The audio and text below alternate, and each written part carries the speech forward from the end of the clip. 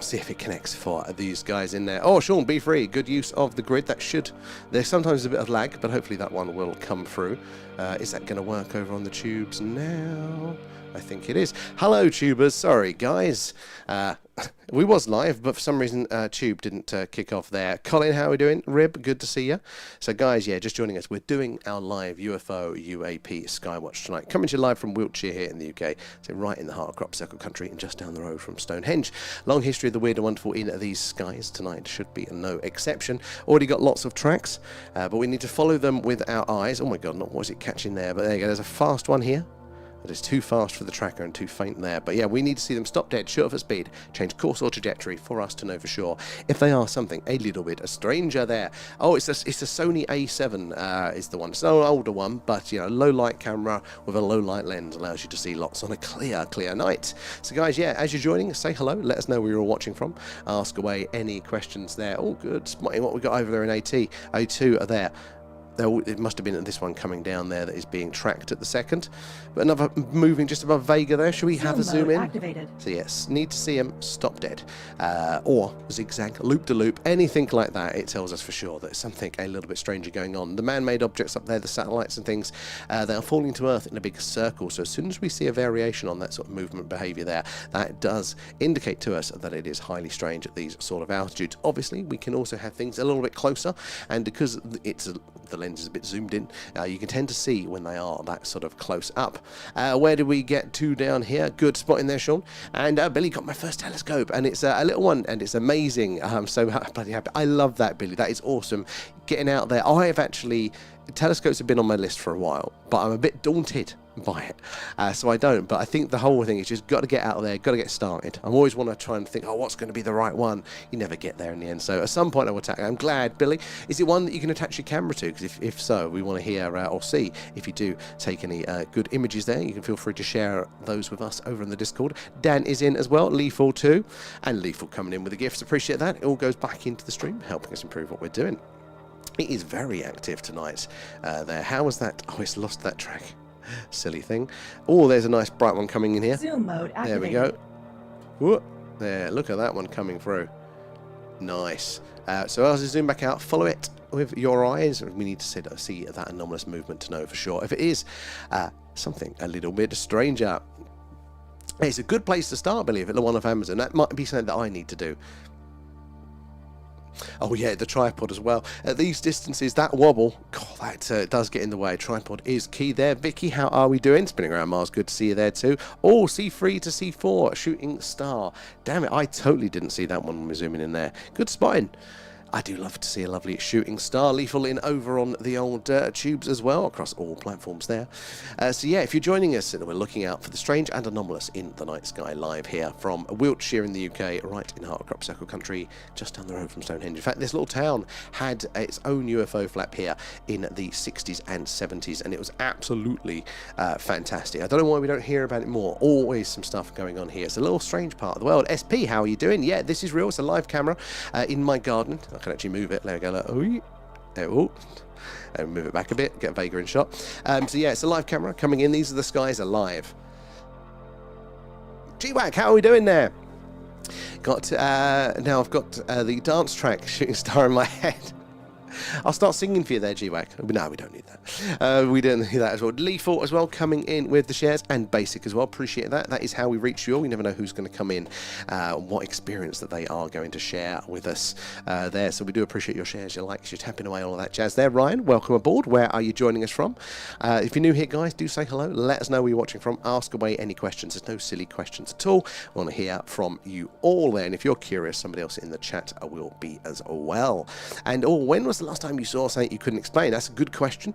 So there are like degrees of interesting for us. The real slam dunk anomalous, we've probably had like a handful of those over the last year. They are reasonably rare, but they do happen, and I think we're probably actually about due one, because it was this time last year where we had some fantastic sightings. But even last week we saw a couple of things that we go, I have no idea what that is. After doing this for over a year, pretty much every night, seeing all of these objects in all the different seasons, the different weather conditions, how they all display, getting a rough feel for what the night sky looks like consistently, you still see these things, that they're one-offs, we call them, that you go, I don't know what the hell it is. Now, it might not be displaying the movement, because the movement is key. At these sort of altitudes, can I zoom in? It's a bit faint, that one, but let's do this little one up here.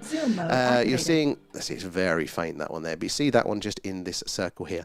There's lots of things like that up there. Most of them are man-made satellites, but if we see it stop dead, shoot off at speed, change its course or trajectory, we don't have any explanations for that. That is highly, highly anomalous. Again, it's the rarer end, but you get this middle ground of stuff that you go, oh, my stomach, I don't know. I just don't know. We've seen all the different variations and all of those things, you know, and still not left with it there. Ayrshire, welcome in there, Sandra. I like a bit of that. Scotland skies are meant to be very, very active. Have you seen anything strange yourself?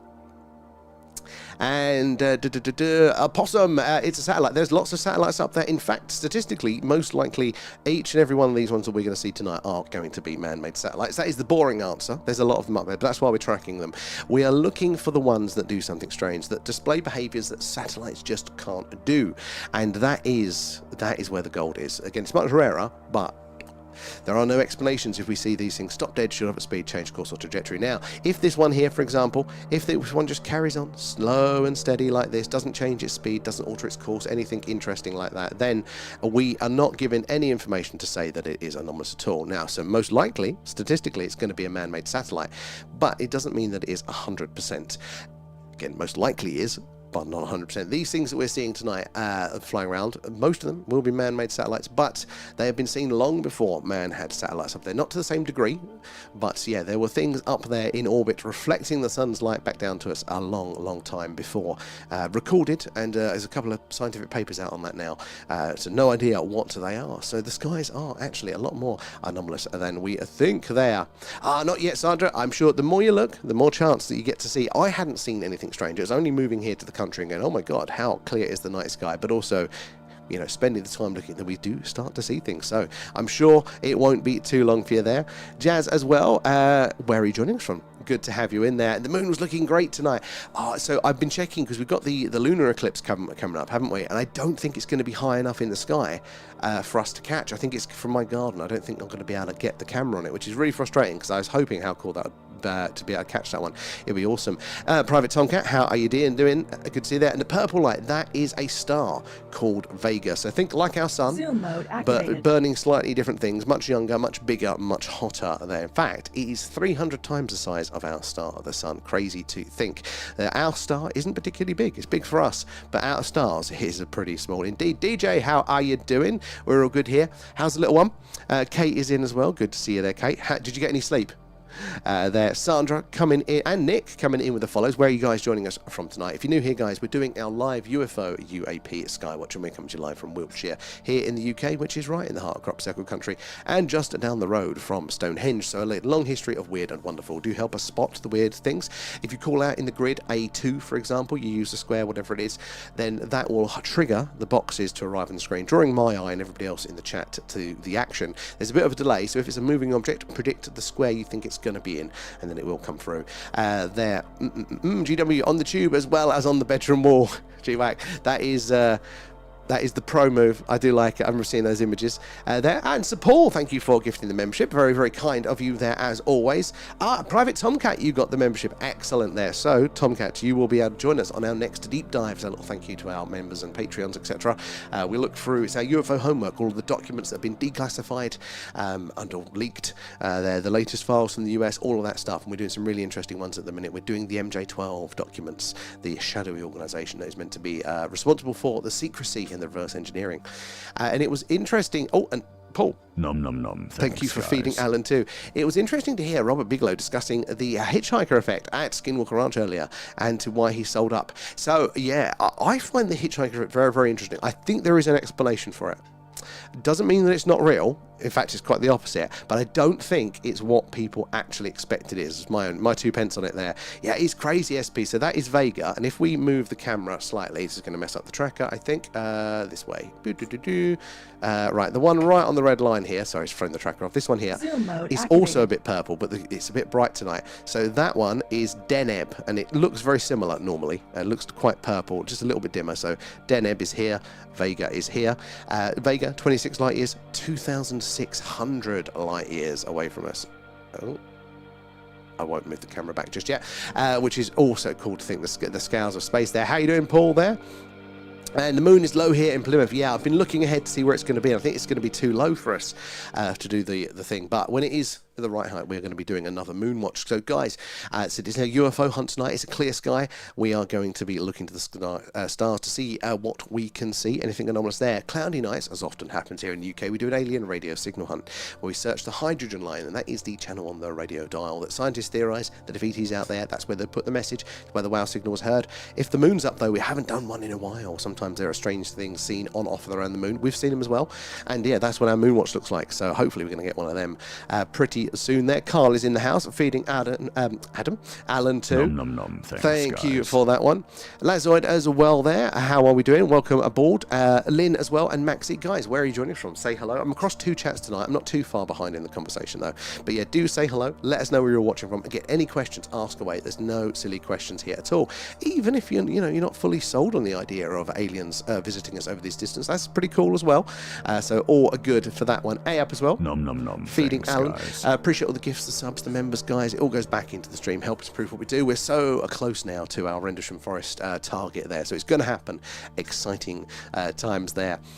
And SP, will it change to a different colour there when it makes a weird move? Oh, so I think the colour that we get from it, the deep purple, actually, Paul there as well. Nom nom nom. Feeding Thanks, out, guys. is mostly due to, it does have a slight purple hue, but our lens, because it lets in a lot of light, one of the byproducts of that is it really does amplify some of the colours, so it gives it that. But the colours normally come down to what the star, what its fuel is. A lot of the time it's hydrogen, helium, things like that. Create slightly different colours there. And Tomcat. Nom nom nom. Thanks, guys. Keeping Alan well fed there. It's a good question. And DJ, though, he's doing better now. Excellent there. Just sat at work there. Oh, hey, buckling up for the long shift there. How many hours you got left, DJ? Did you sleep from 2 a.m. till 12 p.m.? That is still... I mean, it's some hours, but you need... That's only... You've got a lot to catch up on there, Kate. Try harder. And yeah, looking forward to catching you guys over on our next deep dive. So it won't be this coming Friday, it'll be the one after. In fact, this Thursday, guys, is Movie Club. So if you're on our Discord, this is an open invite to anyone. As our Discord is not only full of cool personal experiences, all of the latest UFO alien news, link in bio if you want to join. So we do a monthly alien movie club. So we're watching a film on Thursday together, chatting along in the Discord. You're welcome to that there. Like stood in the Death Star. And how do we feed the alien? So Billy, it's just the gift basically. Anything that's a food related gift, if you're on TikTok, we say feeding the alien. So Carl put in some ice cream there, we feed it to Alan there. Raf is in. How are you there, Raf? And Stuart there. Yahoo from Newport. How did I get that wrong there? Had my first flake 99 of 2026 tonight. There is something about a classic 99, isn't there? It's not the price these days, is it? Do like that there. Oh, the moon was crazy last night. The moon is just so. There we go, Billy. Well done, and thank you. Thanks, guys. The moon is. Well, it just touches something primordialness every time you see it. Especially when you're seeing it up close. Like, I mean, this is the sort of shots that we get. It's probably going to be better now. There, you just see the craters, the detail. It just does something kind of deep down. I think they're Dordo as well. Feeding Alan. Thanks, guys. You're doing all right tonight, Alan, aren't you? There. Where are we down there? Gaza is in as well. Good to see you guys. And is that part of Alan's Doctor Who regeneration? It's changing to Alan. Adam, yes. The legally distinct version of Alan turns to Adam. And Lynn from Scotland, love that. Lynn, have you ever seen anything strange in your skies? Guys, if you're new here, do say hello, ask away any questions there. Want to hear from you all. If you've had an experience with the phenomena, that is my favourite. In fact, the thing that has changed my understanding the most since doing this is not the sightings. We've seen some really cool things, but it is hearing your accounts with the phenomena, all of the strange things that you guys have experienced, and how often too. It blows my mind just how much is going on all of the time there. So we absolutely love that one. We've had some real good ones in there. And Penguins back for a second time. Only 2. I feel like you've been in more than that. Keep your eyes. Hopefully we're going to see some stuff. I think it's a little bit bright tonight with the moon's position, but might be a little bit of fog in the sky, but it shouldn't. I mean, it's clear enough for us to observe objects. I might spin the camera around a bit there. And we're all good, Carl. We're all good. Although I realised it was Sunday, and now I'm dreading Monday. How are you getting on there? And Billy there coming in, feeding Alan as well there. Appreciated. Said it all goes back in the stream, helps improve what we are doing there. Bigelow thought he could no longer offer any protection to any staff. His wife and daughter had lots of poltergeist activity, strange creatures, etc. in their own home. So Bigelow was the original owner of... Fucking hell, look how busy the screen is now. I thought it was quiet a second ago. Oof, Jesus Christ. And that's just the visible ones. Look, that one isn't even being tracked there. So we need to follow these objects, guys. Zoom mode activated. See, it's quite faint tonight. The contrast isn't great, but I might turn the brightness down a touch. But we need to see them, follow them across the screen, and observe them doing something strange. Stopping dead, shooting off at speed, changing course or trajectory, because that tells us for sure that they are not a man-made satellite. Until we see that movement, though, we cannot say for sure that it is something strange. There's a hell of a lot of man-made stuff up there, so we've got to do our best to filter those out. But yeah, Bigelow, not the first owner, but the first owner to do the investigation of Skinwalker Ranch there. Billionaire, aerospace property tycoon. Very interesting chap, and he's always been a bit vocal on this sort of stuff, but he's now a lot more vocal. Like, he's doing his own podcast now, which is interesting. But yeah, it's an interesting consideration there. You know, when you are responsible for those people, you know, how would we react in there? 11 hours, DJ. Oh my God, that's a long old one there. If you love Movie Club, I do like a bit of movie clubs. It's going to be Thursday this week because I've got family off. Look at the size of that one. There's the old dynamic dots at play. So look, this is designed to actually get bigger so it doesn't interfere with your visibility there. But look at the size difference with complexity and brightness compared to that one there. Similar speeds though. Let me zoom back out. Doesn't mean it's anomalous, but it is damn interesting. Another one right up there in the corner of A1.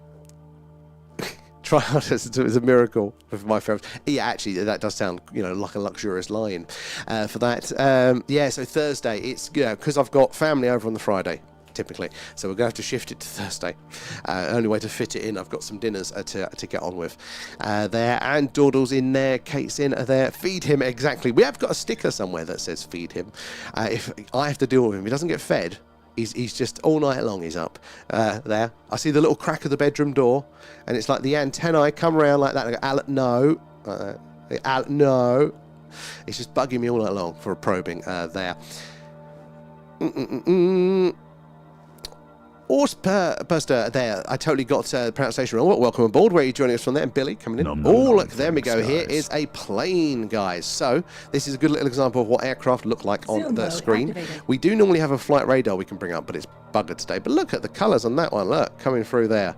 So yeah, if everyone goes, oh, it's probably aircraft or drones, things like that. No, you can quite clearly see when those ones are flying directly over. One of you guys will be able to tell us what that is. My aircraft radar has frozen, so I'll bring it up, see if it's going to work. Ooh, but it probably won't. Yeah, I don't think it's showing, and it's not getting the data in. No, yeah, it's not picking it up there, sadly. I will fix that one day. Where do we get to in the chat? Got around here. I can see the craters last night there, my bare eyes. So when I lived in a much more built up area, I just couldn't. I could see the moon, but you could see the colour patches on it, but no real detail.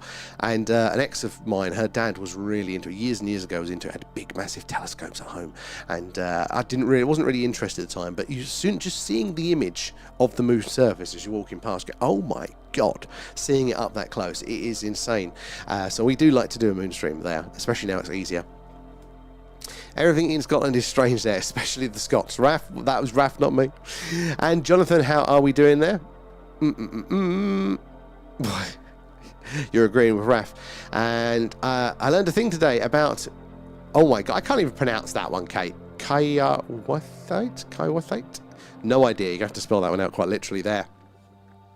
And Save the Soul there. How are you doing there? Good evening from Jersey. Oh, Jersey, not too. Don't get many in from Jersey way. How are your skies? I'd love to hear about that one. Good to have you in. British Intel. Any nukes? Not as far as I can see at the minute, but they do seem to be very interested, don't they, in nuclear weapons, nuclear mining, nuclear testing, nuclear energy, anything nuclear. The phenomena does seem to increase around said things. In fact, I am thinking of one of our on-location streams. It won't be part of our tour. But I might do a Skywatch over one of our nuclear energy facilities, one of our nuclear reactors here. Probably Sizewell, that'd be a nice, easier access one for me. Use our live kit and all the infrared stuff. Monitor if there is anything on in the strange skies there. They'll probably do me for some sort of official secrets, that thing, streaming a nuclear reactor. I think the app took my comment off until 9. Jesus, DJ, that is a long old runner there. I wouldn't be surprised with this app there. And not too bad here, Carl. Glad to hear it there. Missed last night. They were stuck in a taxi for an hour. Got back around 12:30. Oh my God. Hope they didn't have the meter on the whole time there, Carl. And Billy there, coming in, feeding Alan. Thank you.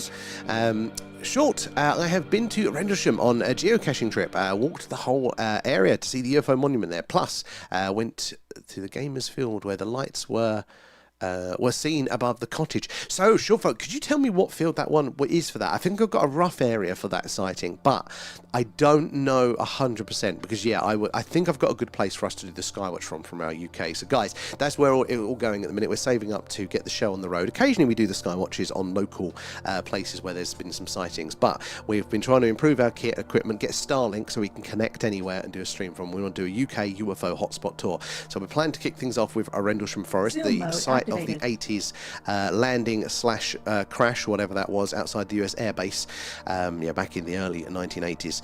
And yeah, so that's what we're planning on doing, but we're so close. We think it's going to be October sort of time by the looks of it at the minute. But yeah, right from where that craft was would be pretty awesome. But we've got some hot places to go to all over the UK where there's been, crashes, sighting hotspots, all that sort of stuff.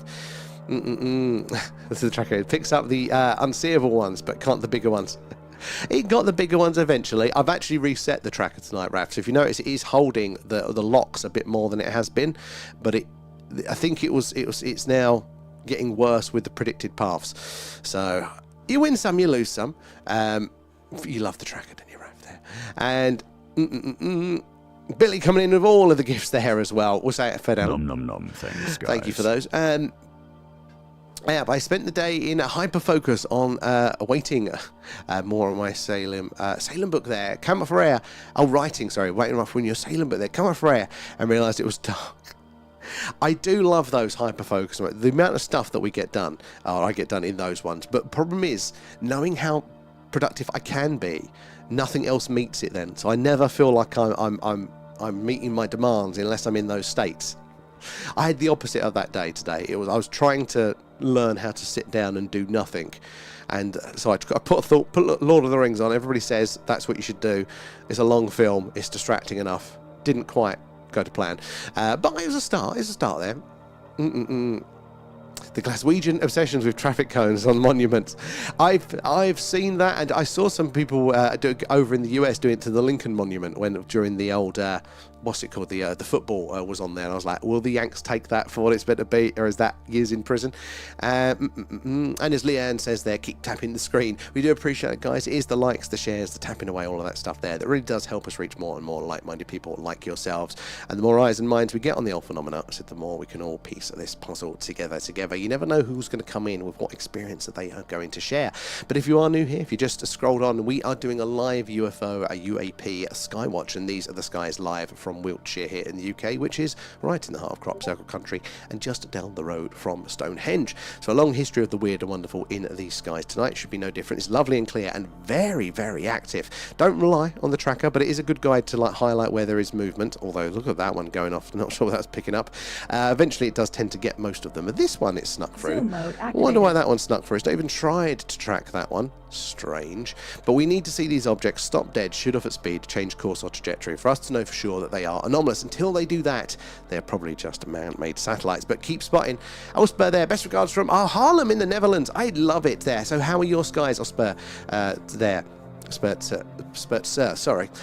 Good to have you in. Yeah, have you ever seen anything strange there? And I'll catch you later, GWAC. Always good to see you. Thank you for popping by. And Penguin said, I saw a theory where UFOs appear near nuclear tech because it mimics signals from their tech. Oh, that is an interesting. I've not heard that one. It is cool though, isn't it? I heard one, and part of me quite like this, and I have no idea if I like it because I think it's more true. Or if I just go, oh, that's a good little story.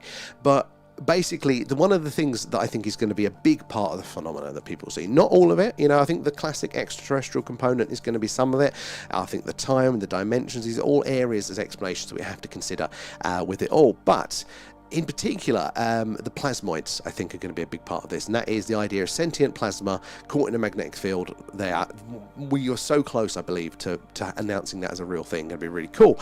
But if that is the case, there, somebody was saying that maybe they're attracted to the radiation from these things because maybe it's their food source, or it's something like that to them, like a really like an animal is attracted to certain things, like that would make sense of why they go, oh, new place, they all pay a little bit of attention, go, what's this, and then come away. That kind of, I thought it was quite interesting for that one.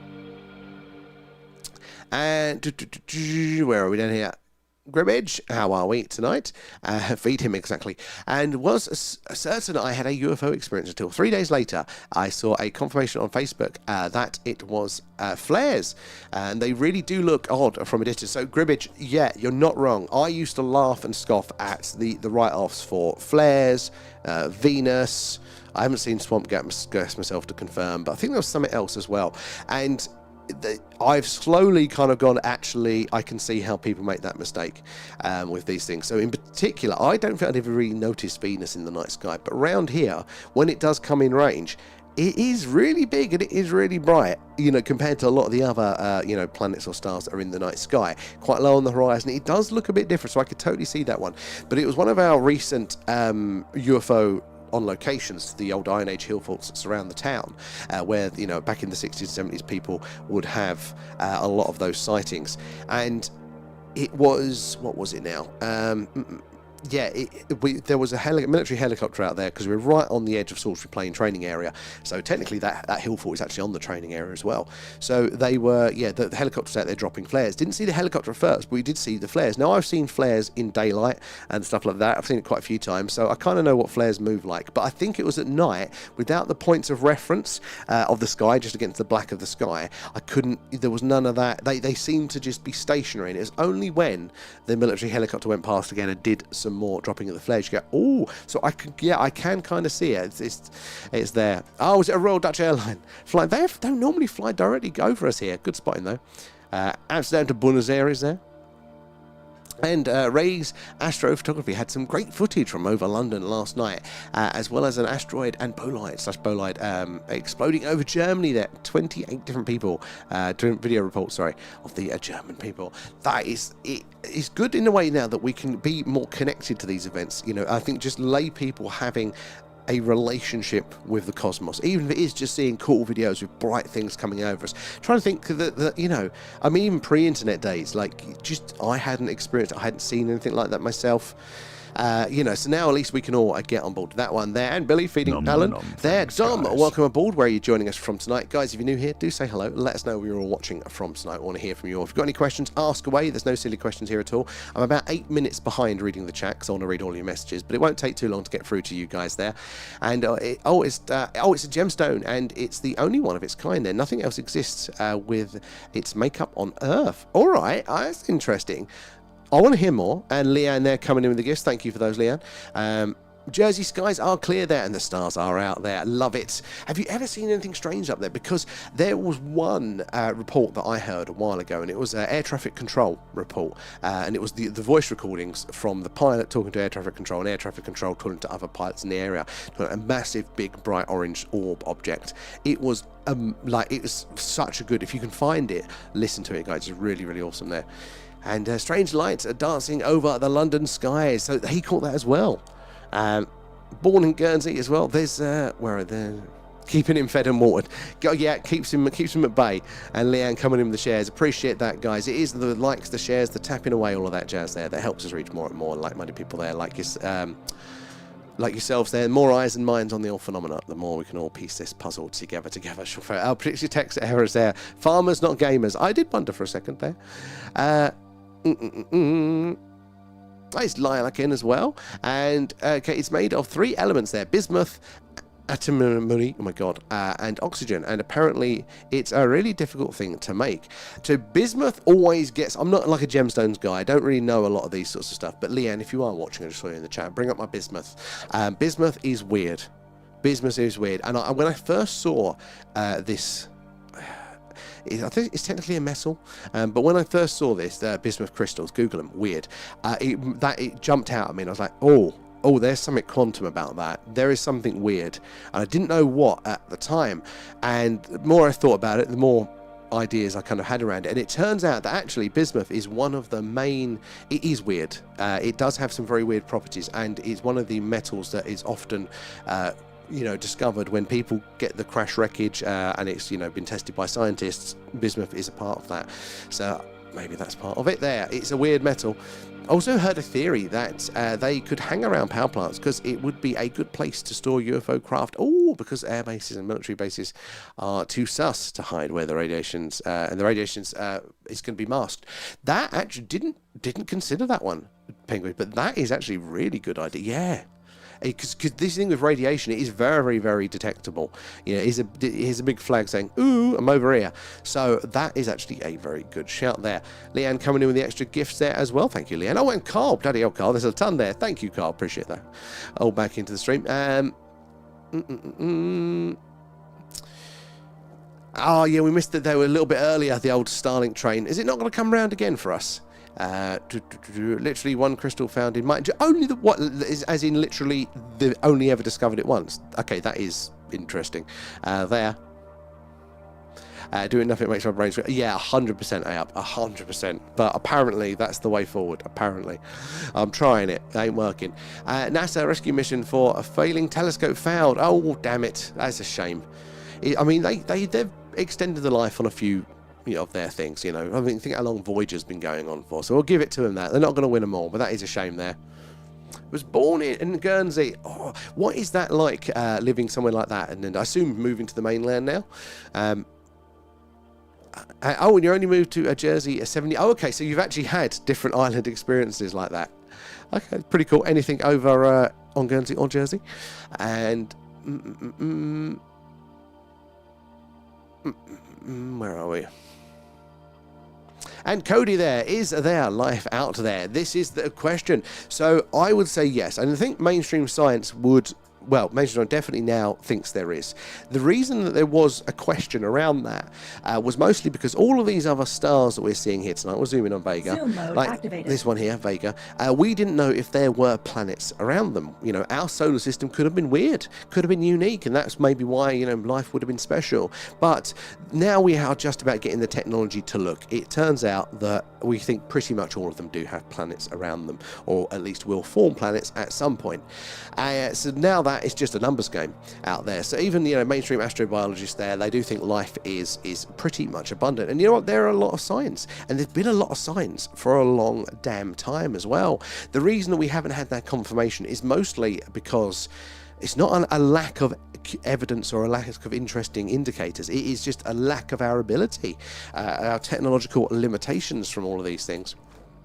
It'd be funny when the tracker goes nuts there. It's actually picking up a UAP. We just think it's a crap tracker. That's, yep.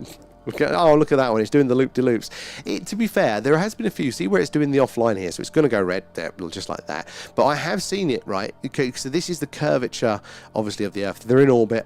If they're far enough out, you can actually see that curvature, and it comes out like this, a subtle line. This one might be long enough that you might start to see it come back round, but we've seen it kind of come up like this, off, and then go under, and then start to go back over the course of stream. Now that is weird. I wouldn't have seen that because it's quite subtle without the tracker there. And dude, have you seen anything on the live? But yeah, we do. We see there's like a range of things. There's interesting, but probably not actually anomalous. Then there is, we've never seen anything like that before doing this, over a year.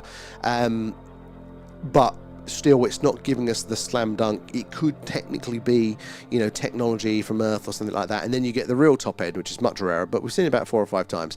The real slam dunk, no idea what that is. Cannot be satellites or anything like that. And is the moon landing real? Chromie, how are you there? I've heard people think it's never happened. So I think there are some interesting questions that do need to be answered around it, but I do lean to it being more real. I think there's a few reasons for that, and mostly that we have got various, not just NASA ones, but various orbiters around the moon now that have photographed the. Oh my God, I'm sorry, loads of gifts there. Baby girl coming in with gifts there as well. Leanne and Leanne feeding Alan. Sorry. Nom nom nom. Thanks, guys. I totally missed it. I didn't realize I hadn't got that there. Hup as well. Welcome aboard. Where are you joining us from tonight? There, Billy coming in with the gifts there as well, and Rio. Nom nom nom. Thanks, guys. Thank you guys for those. But yeah, those orbiters have got imaged the surface of the moon. You can see the debris from the landings there, but also now we can image the surface. We can see what the topography is like, and if they had totally faked it, they did an amazing, got very, very lucky, because all of the mountains in the background of the the moon mountains in the background of those images do match to the topography around there, and they wouldn't have been able to guess that until they'd been. So I kind of lean there, but I do think there's some questions to be answered, and if something had gone wrong, I think they would have 100% faked it.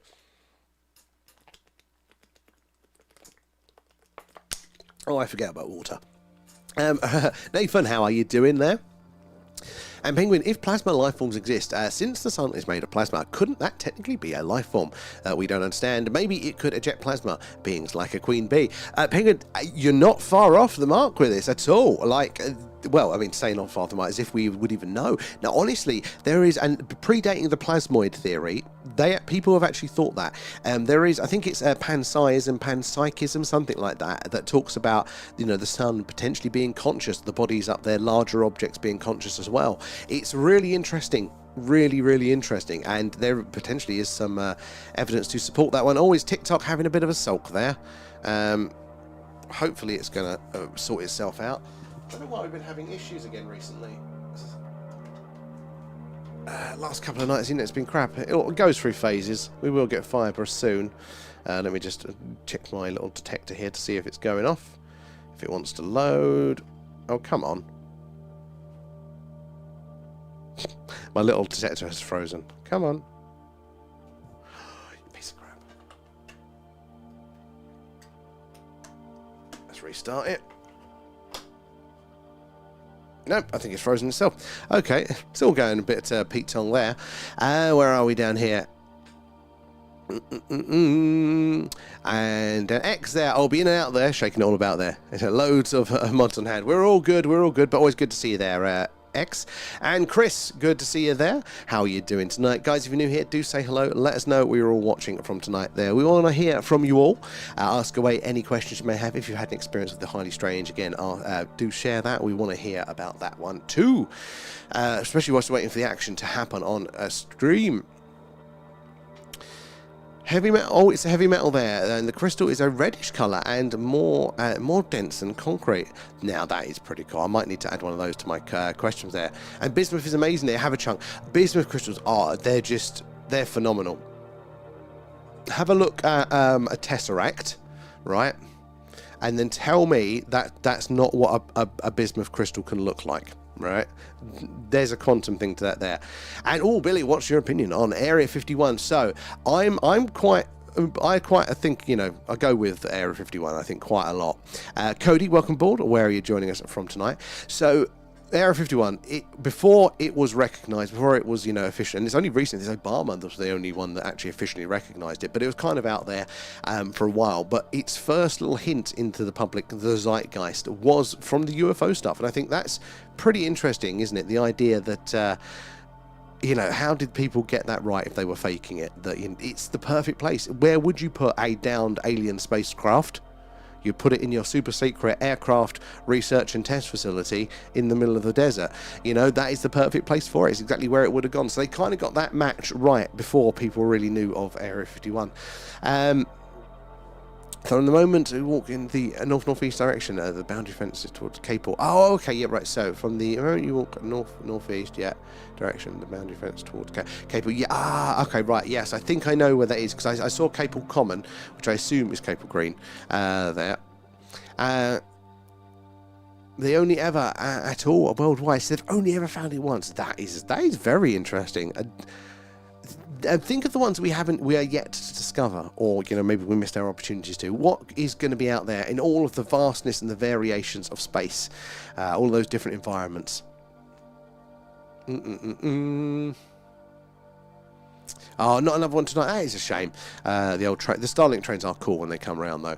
And Skinwalker Ranch, their latest episode had Tim Bichette and Hal Putoff sitting around watching some footage. That is clearly a light defect / a lens flare, and they're all acting like UAP. You got to always remember, haven't you, with these sorts of things, is are they doing it or are they misrepresenting it for effect? You know, that I'm always a bit suspect with TV.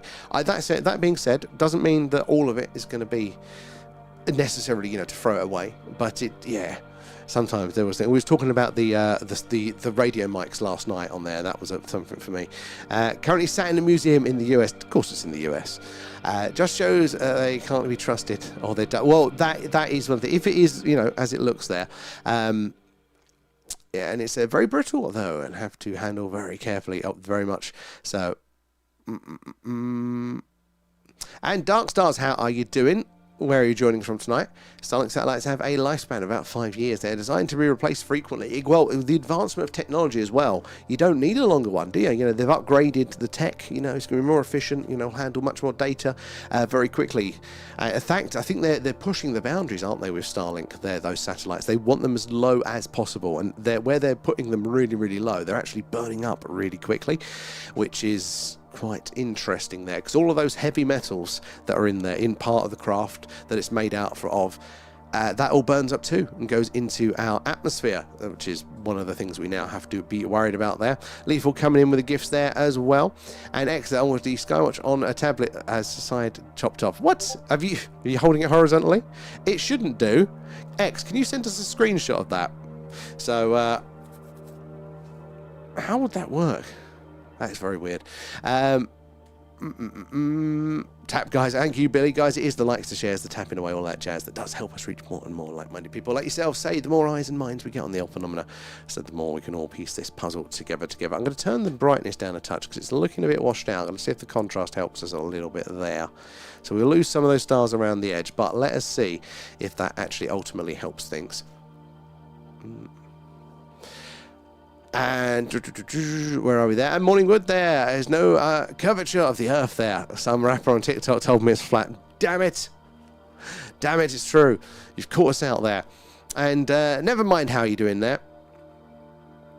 And Paul, what do you think about time? When I had my abduction experience, age 4, they told me that time does not exist, as in all time is now. Thus, the only time in the universe that exists is right now. So, Paul, time is a really, really interesting one. Really, really interesting one. Like our felt sense of time, our personal experience of time is only... is really rudimentary because of our limited experience. You know, as soon as you start playing with distance and speed, it all gets a bit wonky, and that's from what we think we know from the mainstream explanations of these things. But I like the idea there. I definitely think that, you know, the fact that we move forward through time, you think about this in a spatial dimension. So if we move forward through my garden, my whole garden is always there. I'm just changing the point that I'm in a bit, but it's always there. And that could theoretically be true for time as well. It's just that, you know, like how crabs, you know, they walk sideways. Well, imagine if they could only walk sideways to the right. You know, that would be the equivalent of us only moving forward in time. You know, maybe there are beings that can dance around with that for a bit there. So I could definitely get on board with that. And Cody, do you think that the UAPs are trying to get to know us? This is an interesting question. It's hard. It's really hard to know what might be going on. And I would imagine that there are probably a few different things going on. A little bit of a cloud coming through. Let's stop the tracker and spin the camera, guys, to see if we can avoid that cloud. So I think there's probably going to be like different species. Press the wrong button for once. Different species, different groups within those species that might have different priorities, but what could be a unifying thought? In fact, let's keep spinning because it does look a little bit cloudy tonight. It's like a faint film. It's not as good as it normally is. All right, let's go back to here, I think, with Deneb in shot. See, like Deneb's a little bit more purple now. Yes, it could be multiple things, but if the experiences that people talk about are correct, and by correct I don't mean they're outright lying. It could be, you know, just a bit of, you know, human interpretation issue around that. Just trying to reset this. Ooh, let's see if that one wants to work. I don't think it's gonna. So yeah, what could be the explanation that they've been here for a long time? They occasionally interact with us, but not necessarily that often or that dramatically. Maybe it is a bit of an anthropological interest there, or like a zookeeper. They only intervene when they are really a need to there. And born skeptical there, biological beings cannot survive at the cosmic rays for thousands of years. This is one of the main points, isn't it, of thinking about life traversing these vast distances. And they are very, very, very, very vast distances. Even if we were able to travel close to the speed of light, you're still spending a hell of a lot of time in what is a very inhospitable environment. So the only argument to that I would say, well, I think there's two ways, which is we're assuming that they haven't got superior technology, and things like warp drives are theoretically possible, if you've got a lot of energy. So that might limit the time being out there in space. But also, this is from our current, it's not even our current, our understanding of biological life, because the more that we're testing life, and the more and more complex life that we essentially chuck out in space for a bit, bring back in and go, oh, it's still alive. You've probably all heard of tardigrades there, right? These little tiny microbial sort of organisms there that are actually really, really hardy out there in space. But it's not just those. I think even fruit flies, which is a very complex life form, has survived a lot longer than we expected. So it's looking like life is a lot more resilient. I think it would be very difficult for somebody like us to survive out there. But again, that's what evolution does. It evolves to sort of thing. So, there is cosmic rays as well. That could be even a food source for different sorts of creatures. We as humans, we have to start from the point that we know, which is us, but that's also going to be a very limited starting point there. So I think there's a lot of gaps to hide in. But yeah, I mean, if we're talking about if it is the case that it is conventional rockets and conventional chemical propulsion technology, and we want to kind of go in a big metal box and fly across at those sorts of speeds, it is hard to think of how we could do that over a long enough period of time. Thank you there, Carl, for that one. And Darkstars, hey bro, so what upgrades have I missed the last 2 weeks? Mainly just bloody repair works. Last 2 weeks though, we got the new pan and tilt tracker here, so we can move the camera around a little bit easier now. There's a little bit of cloud coming in.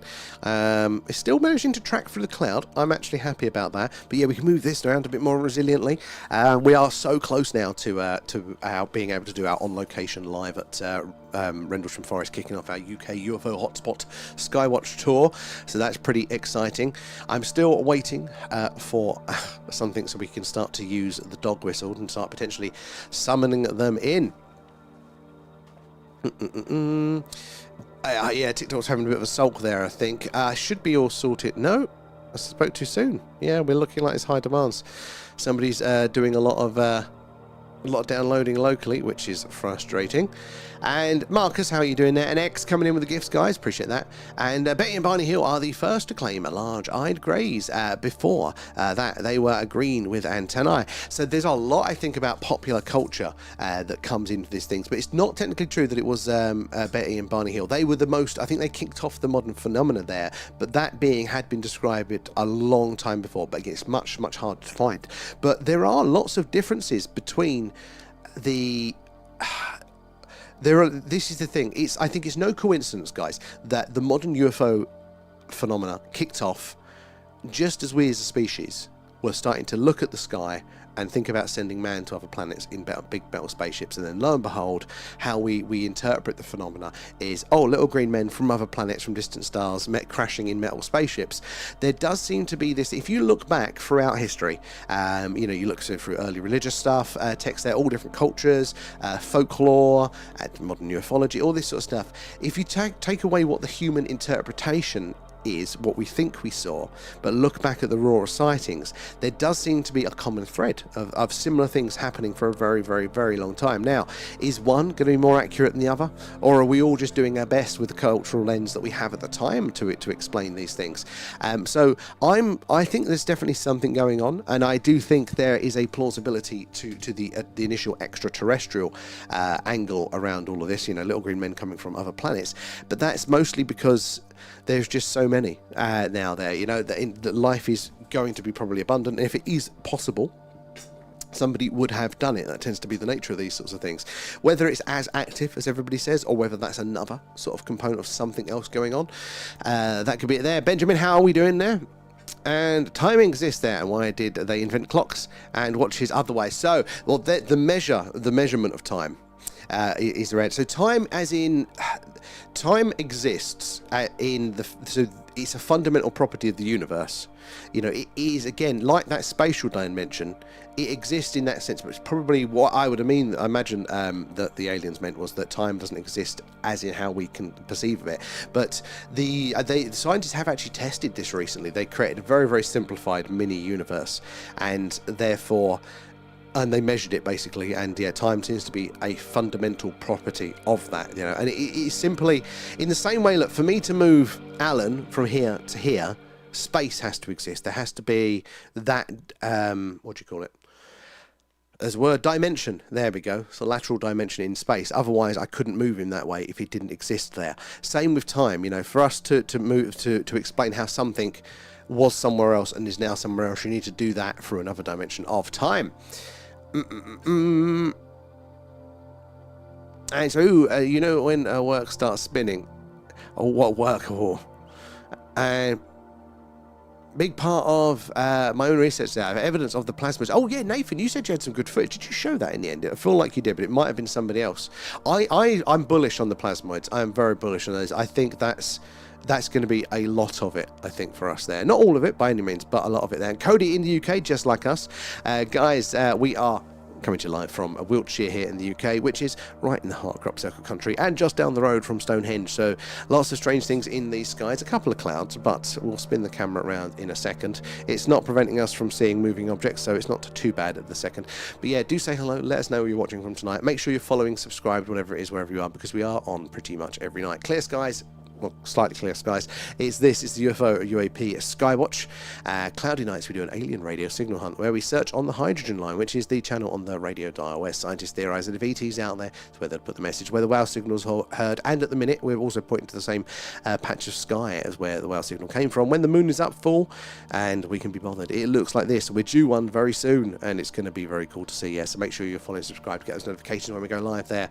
And how is your nan doing there, Sanchez? And poor she was a lottery and gets out.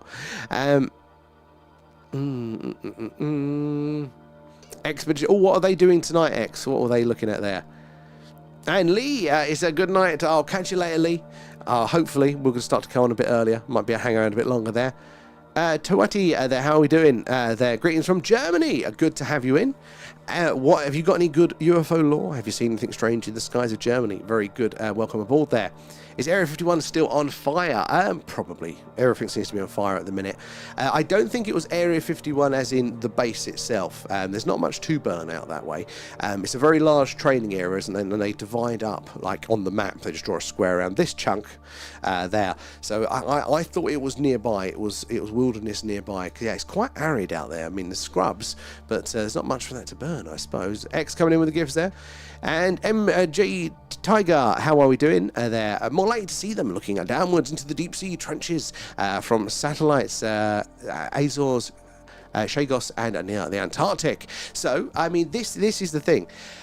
Yes and no. Yes and no. It's not just one place, is it? This is the thing. There's not just one explanation. It's very easy to think, isn't it? That, oh, okay, we get...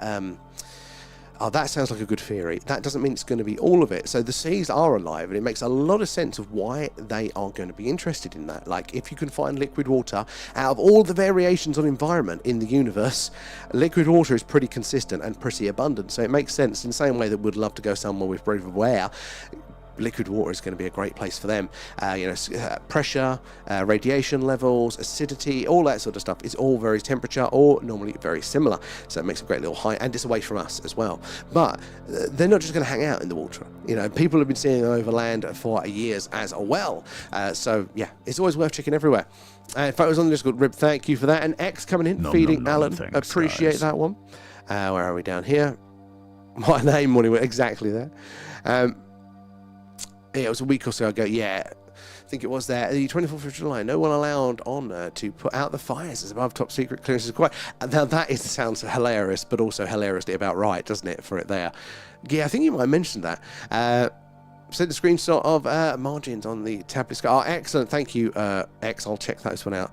So, It is. It's weird. It's weird. Can you still see? Because on my phone, it actually does cut off the edges on the vertical view for TikTok.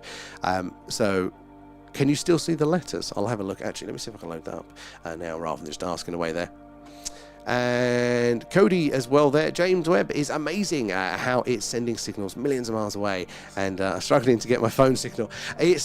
James Webb is a fantastic tool, and it's pushing all of the boundaries of these things. Does make you wonder. It always makes me laugh when we do our live on locations. We are now good use of the grid, guys. There's something around there. There's an untracked one up there as well. But yeah, we use the phone at the minute to connect, and I get better signal in the middle of nowhere, up on top of a hill, than I do bloody at home. Yeah, we are having a bit of sulk with the internet tonight. Sadly, X coming in with the shares there. X and Lethal Nom, nom, nom. feeding Thanks, Alan. Thank you, guys. And Tiger, I've been looking up historical references like from different cultures that overlap them. MJ, bang on. And this was part of the phenomenon that I hadn't even like touched on previously. Like, I came into this, as a kid, and didn't really update my understanding of it until much later on. I consumed a lot, but it was still mostly the extraterrestrials crashing in the desert, a lot. But when you look it up, it does seem to have been going on for a very, very, very long time. Like, what is the unifying explanation for what explains that behaviour? What would their motives be, over this long period of time? And I think there are some explanations, but it's different. And then you look at the dimensional angle, the temporal time, and all that sort of stuff. It's crazy. Yeah, mainly desert and scrubland. I suppose you've got a lot of like low-lying scrub and stuff like that in various patches. That could burn away there. And the tech burn because they don't want the firemen to see anything that's hilarious. It's just sort of like your bureaucratic overload that you could just totally imagine happening there. And Dallas, good spot in there. What is the red dot in D1? So that is we've got it right there on the green line. I mean, you got one there, you got one here, and you got one there. They're dead pixels on the camera, sadly. But good spotting. Guys, if you're on the TikTok on the vertical, check us out on the tubes at the Thing UFO. Cameras round the right way, less of my face, more of the night sky. All sorts of other contextual analysis. It's normally a little bit more stable there too.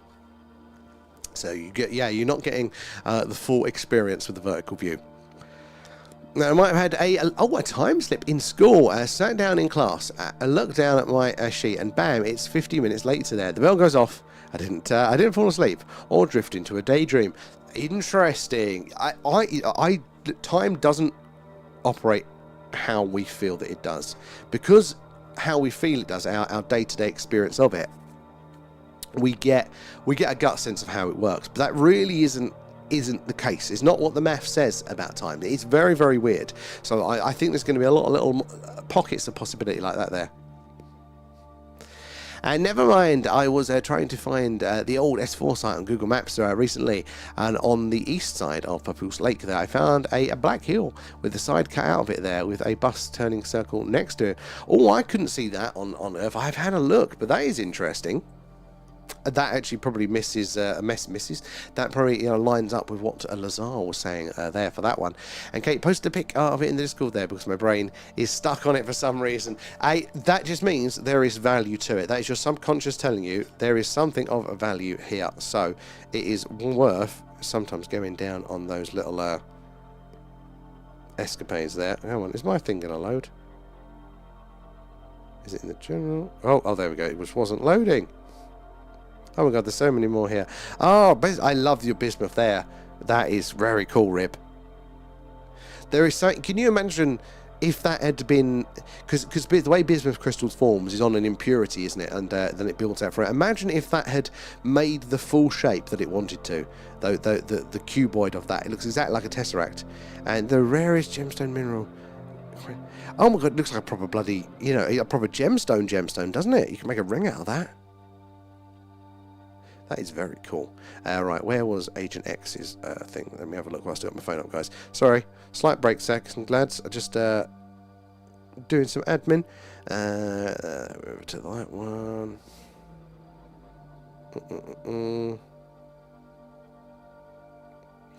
Oh my god.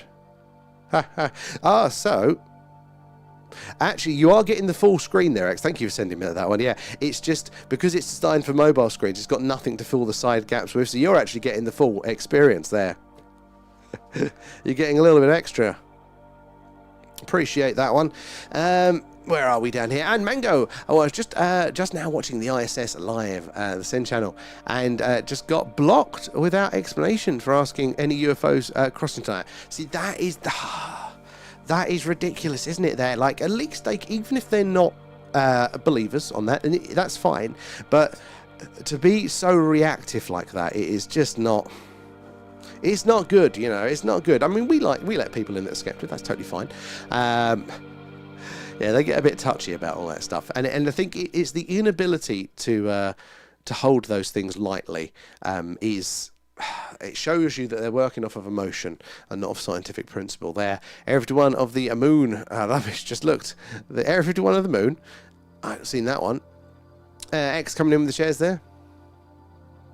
There's a couple if you can find them. Excellent. 34-degree power. Is it really? Didn't know that. Hydration reminder. Thank you, Billy.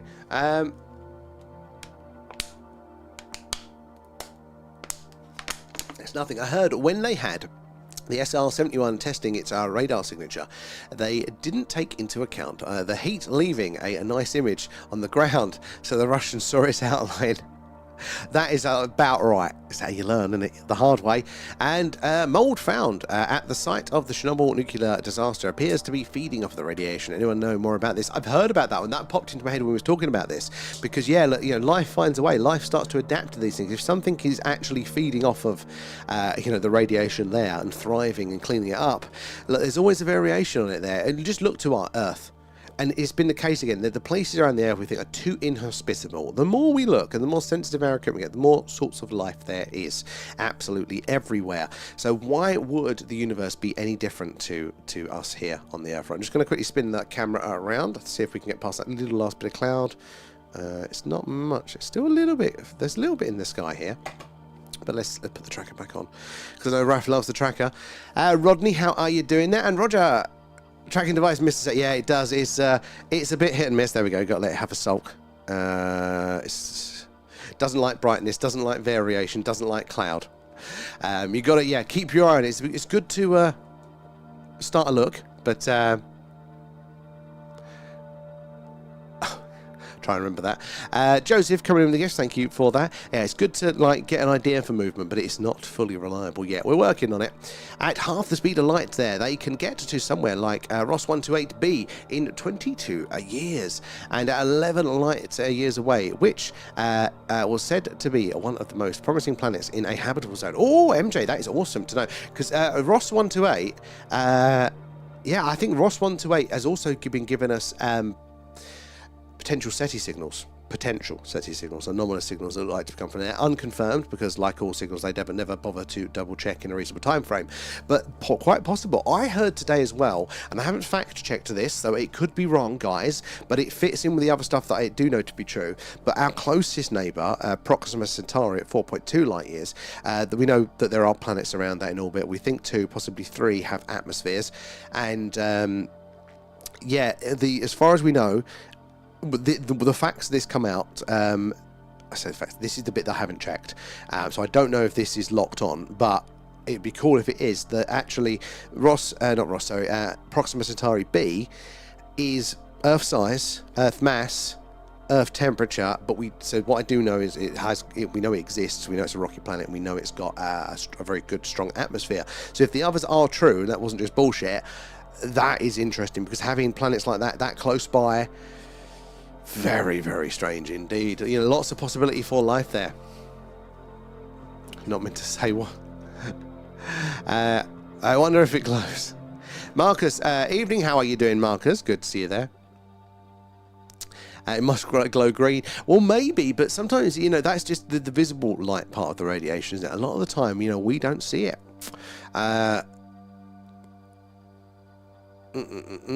Fungus, not a mould. And where are we down there? Embarrassment if it didn't. Yeah, get back to the evolution. We want it to be green there. Just leveling up your backup account. Doing side quests there, X. And is it Glorang there? Top secret of the third secret of Fatima. Links in Night in Zebara novel. Seems that the Vatican knows of alien life. I would bet that they do. A few years ago, the Vatican updated its guidance to, priests or whoever it is that heads up the local churches there, and then basically it was, look, aliens doesn't break our religion, all God's creatures, it's all cool, lads. So why would you purposely come out with that unless you felt you needed to? Good emoji use there, Nathan. And damn the BBC and their lies. Damn them to hell. And spinning, there's a short video of her coming back from vacation. They're showing everyone covered in smoke and what seems like a cloaked craft above. Interesting. See, this thing, you can't break physics a lot of the time there. You know, even if you've got a cloak, you can't. You know, there's always a game, there's always something, and it's some sort of adjacent effect you can monitor, you can notice things with there. And UFOs also kicked off after we dropped the bomb. So apparently, yeah, there is a correlation in sightings and nuclear activity. I haven't seen the maths on it. There is so this is my thought process in real time, guys. So like when I heard about the activity around nuclear sites, you think to yourself, well, is there a bit of an observership bias there because they're going to have more eyes on them, more security cameras, more security staff walking, be paying attention to the sky because it's, you know, a very important area. So you'd imagine that they would have more sightings proportionally just because more eyes, more observers there. But apparently they have done the maths and even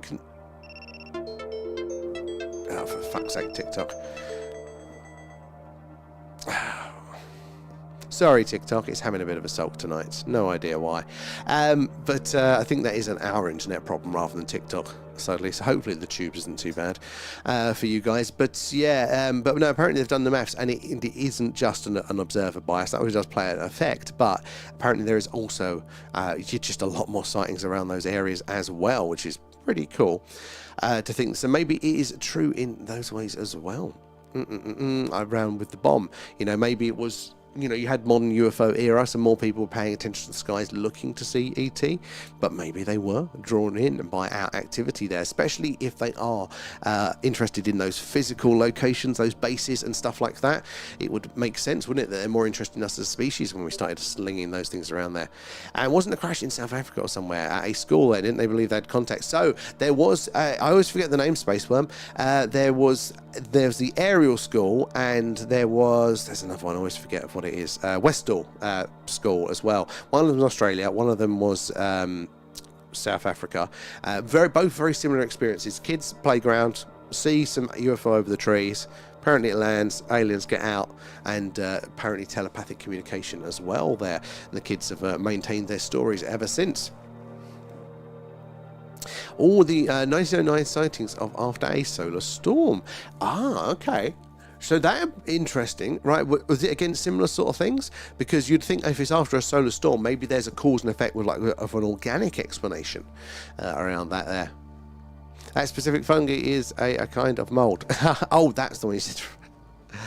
And Iraq is also on the 33rd. In ancient times, it was known as Cydonia. Ah, ring any bells? Yes, Cydonia Mars. Yeah, is on the 33rd. Trevor, now that is okay. That's interesting as well. Which the Cydonia part of, or the truth to say, New Cydonia on Mars, that is also where it has that high concentration of the elements that we only know can be formed during nuclear reactions or supernova. So interesting. What colour is Cherenkov? Isn't that the blue Cherenkov radiation? That's the one that's like you see it in the old reactors, don't you, in the water normally for that one. Good spot in there, Roger. See, free to see one. Sorry, I'm a bit far behind. But guys, if you do spot anything that I'm not zoomed in on, or the tracker hasn't quite caught yet, you can call out the grid in the chat and it will illuminate the square for everybody to see. Can't imagine anyone leaving wonderful Earth to go to the unknown planet and suffer unimaginably on the way there, and also trying to keep their minds on such a journey, especially if it's a one-way ticket. Paul, I kind of with that one. It's connections across both. Yeah, we've got. I don't know what's sending that off tonight. Must be something in the local area. Too many people online. Roll on fibre when that one comes in. So sorry guys if that one is. Sucking for you all there, but yeah, I mean, for me, like I could totally get behind a one-way trip. Like somebody's got to go first, somebody's got to explore, got to take on the high risks. Yeah, a lot of people do say, like with Mars, like why the hell would anybody want to live on Mars? You know, it's not exactly hospitable, is it? You've always got to live in domes and things like that. But I'm like, has nobody got a sense of adventure anymore? Like that's what we do. We put ourselves through hardship for the forward momentum there. Nice pale blue, that's the one there. Talk's being right spot. Yeah, actually, I think it's possibly here. It's showing we're getting really high local ping. So my feeling is the neighbours are on the internet tonight. Or the missus is doing something like that. All the other devices are disconnected, so I'm not sure what is, but it's kind of staying steadily very, very high. So a bit frustrating. Yeah, it's not this computer. Oh, did you know that when dinosaurs were wiped out, they didn't cater for amphibians being alongside us as a species that could survive it best there? Fungi are links with evolution. There is a connection with evolution there. I don't get what you mean about the they didn't account for they didn't cater for amphibians being alongside us as a species that could survive it. I mean, yeah, there was definitely a lot of you know, water-based creatures there. But you're saying that the dinosaurs being wiped out was a directed event there. Somebody did it on purpose rather than just an asteroid. Interesting angle. Janie as well coming in with a gift there. Joseph too. Appreciate those guys. Looking for a nuclear reactor on Timo for a nice glowing night light of the Cherenkov radiation there. Oh, Marcus, thank you for putting a treasure box in there. I hope everybody claimed, said thank you for claiming the coins. And Ethiopia has a natural reactor. Apparently so. Is it the Gabon reactor? So now I'm going, is it a natural nuclear reactor? Or is it like an ancient civilization? Probably more to the natural kind of things. But it's hard to confirm. Nathan, the plasmoids I've filmed look like fish and orbs. Oh, okay. Some look like stingrays. Also caught things that look like clouds, but move fast like clouds. But clouds couldn't. Interesting stuff there. I am trying experiments. Or, Nathan, I don't think I've seen the fish-shaped ones. Because I always just assume orb-like that, but you're saying that there are other shapes. I mean, that reminds me of the old the cave paintings and things like that, and the Nazca lines, all these shapes of creatures and things that were painted there. Tank, how are you doing there? Check out the Westies when you can. Oh, I'll try and remember that. Tank, how are you doing there? Good spot in there, Roger. Where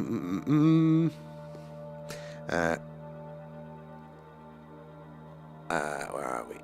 Booking a plane ticket to Ethiopia to land on the reactor. It is interesting. You know, they do say it's a natural one. It's just the right mix of elements in the right place and the right temperatures. But but that's their explanation of why it's radioactive. I don't think it's reacting anymore. We're still getting some tracks just in spite of the clouds, so that ain't too bad, is it? Jesus, what is the internet doing tonight?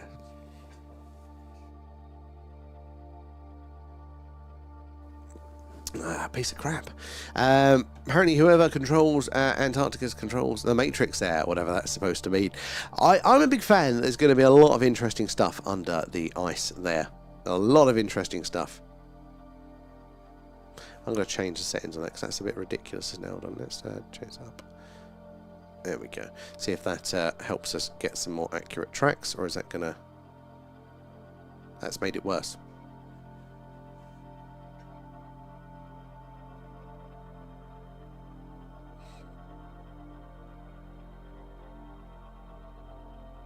See if that's... Sorry, I'm just testing the tracker.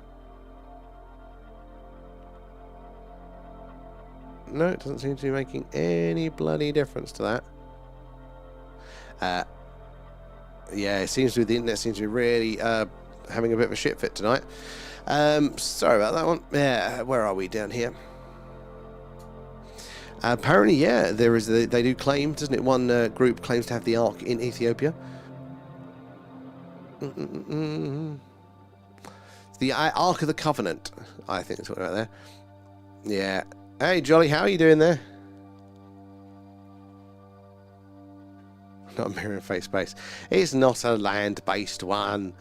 Here we go. How you doing, Lilac?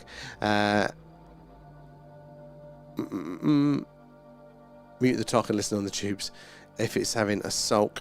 Yeah, it's very weird. It's like something has decided to just hog our internet. Oh well. Where are we down here? I might have to sacrifice you, the TikTok guys, to see if I can free up some bandwidth for everybody. So make sure, come over to the tube, see how we get on there. And now I have potential source of funding the trip. Excellent. Marcus, how are you doing there? There's a lot. It's very busy tonight there. How you doing, Rodney, as well? Oh, you got an ag straight away, Rib. If we're spinning thousands of miles an hour, why don't we fly off? And where are we heading? So the first part of that, why don't we fly off, though, is the centrifugal force. It actually pulls you in. If you think of, if you've got like a bucket of water on a string, if you spin that around, the water stays in the bucket. It's kind of held back. Similar to how they think we could also like simulate gravity when we're through spacecraft there by giving them the spinning part there. So we see that a lot in sci-fi. But what else is it? To where are we heading? So, as far as we know, like our sun, like we orbit our sun, I should say, in a circle around that, our whole solar system is orbiting the galaxy around a central massive black hole, which is pretty insane. Everything is moving, everything's in motion there. And there's an old German story. A man had a weather machine because his town was always having storms, and the town destroyed it because it created drought. And that made me think of the pyramids and the ley lines.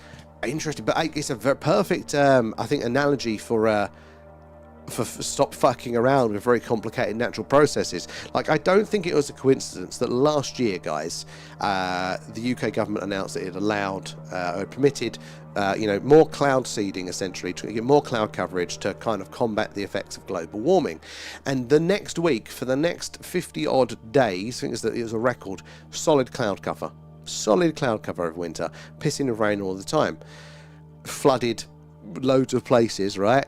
So then you can imagine knowing, oh, maybe we did it a bit too much, right? We'll stop now, and maybe we'll go the other way. Oh, look, now it's the fucking hottest thing on record. Just stop fucking with the weather. Stop it. You're not clever enough. That's my 10 pence. Where are we there? Said it, isn't there, Mango? Yeah, yeah, exactly. Block for just asking a question. The correct way is, even if they are skeptical, is to go, that's an interesting one. Well, this is what we see, blah, blah, blah, and we don't think that that's a UFO because of X, Y, and Z. That's the way to do it. And the Ark's going to fund you. Could it fund me as well? Could it fund me, Nathan? There. Yeah. Right, TikTokers, I am going to have to cut it off because I've got to pick one, and most people are over on the tube. So at the thing UFO, bounce over to the tubes. Let's see if we can get some internet back. It might just be bad, but we'll be back on again for you guys over on the talk tomorrow night. So yeah, let's see how we get on for those guys. At the thing UFO, if you want to find us on the tube, I don't know if it's going to be any better, but I think we've got to do what we can to kind of get the bandwidth back to see if we can at least get one platform stable there. And yeah, so thanks a lot, guys. We'll see you hopefully over on the tubes momentarily there. Bye bye, guys. Right, let's see if that frees anything up. No. Nope, the internet is still showing on my end anyway, just as shit. So hopefully it's a bit more, a bit better for you there, a bit better for you guys. All right, Joseph, how are you doing? Oh, God, I totally missed your messages there. There's... where are we? None are allowed in the church. Oh, that's the Ark of the Covenant one, isn't there? This guy's... see, this guy's behind me. I love that site. Oh, that's a shame. See the skies. What, because of asking UFO questions? Roman is great in telescope. Wouldn't want to touch it. Well, the old, the air. No, well, apparently the priests that look after what they claim to be the Ark of the Covenant, they don't last long. They get cataracts. They die of radiation poisoning. Interesting angle there. And surely the light you're seeing isn't as far away as is claimed. It's a possibility. I would definitely, wouldn't write it off. But I don't think it's obvious that it is or not. But look at the coast more. So Tank, yeah, I think there could be a good point there. Get the word in goals. Need more than that. Things hang low. Well, yeah, we've got a few people, some coasts over here. We're going to do it as part of our hotspot tour. Yeah, I think it's Bempton, North Yorkshire coast. Apparently, is very active. A few people, say it's worth a shout. So I think we're going to try and do that ourselves when we're up that way for our tour. And there are a race of Jewish monks that guard it there. So it's related, isn't it? But it's early Christianity, isn't it? But there is something to do with something Jewish, something or other with those. Is it possible to have an atmosphere without containment? So that, I've heard this argument about the sun before, and I do find it quite interesting. I do find it interesting, but I think you could with something like centrifugal force, if you can contain, definitely the heavier elements with it. Why couldn't you contain the lighter ones? Trump say aliens live in the oceans this week. Probably.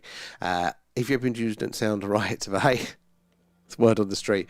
Tank as well. One of the things that moved the goalposts was the USA government admitting UAP hurt a serviceman. Yeah, and they only did that one reluctantly, didn't it? It's because they got the information from a UK government report, which is one of the ones we had read on our deep dives there. Dark Station to back up again. And MJ, the interesting facts about Ross 128. The star is that it is incredibly calm, also cooler than here. And I mean, if alien sightings are to go by, the eyes are always dark, and the planet with less light makes sense. Definitely. If it is anything to go by, what people are reporting. Again, usual reports are never going to be eyewitness reports. You got to take them for what they are, imperfect. But if they are a guide, look, our internet's still having a shit fit. If they are having a guide, if they are as a guide, then bigger eyes, just the size of them alone, that would let in more light. So you'd imagine they could come from somewhere like that.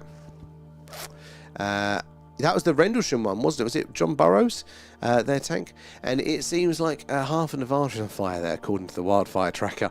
Everywhere is at the minute there. And Jules, apparently in the archives deep underground, the Vatican, a library, is a lot of stuff for the UAP. I would bet there is. Physics scales. Well, yeah, I'll go with that. And can you guess who I am? It should be easy for you, Sam. X. Oh, actually, I've had to cut that one off now, haven't I?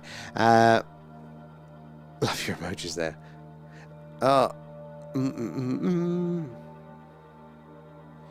Won't allow to transport new drones.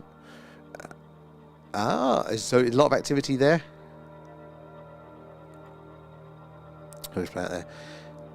Where are we? Both based in Jersey. Interesting. It explains the sightings there. Yeah, just getting through to the issues. Hold on.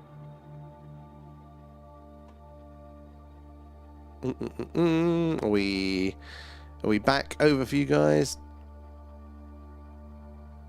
I think we're back for the now.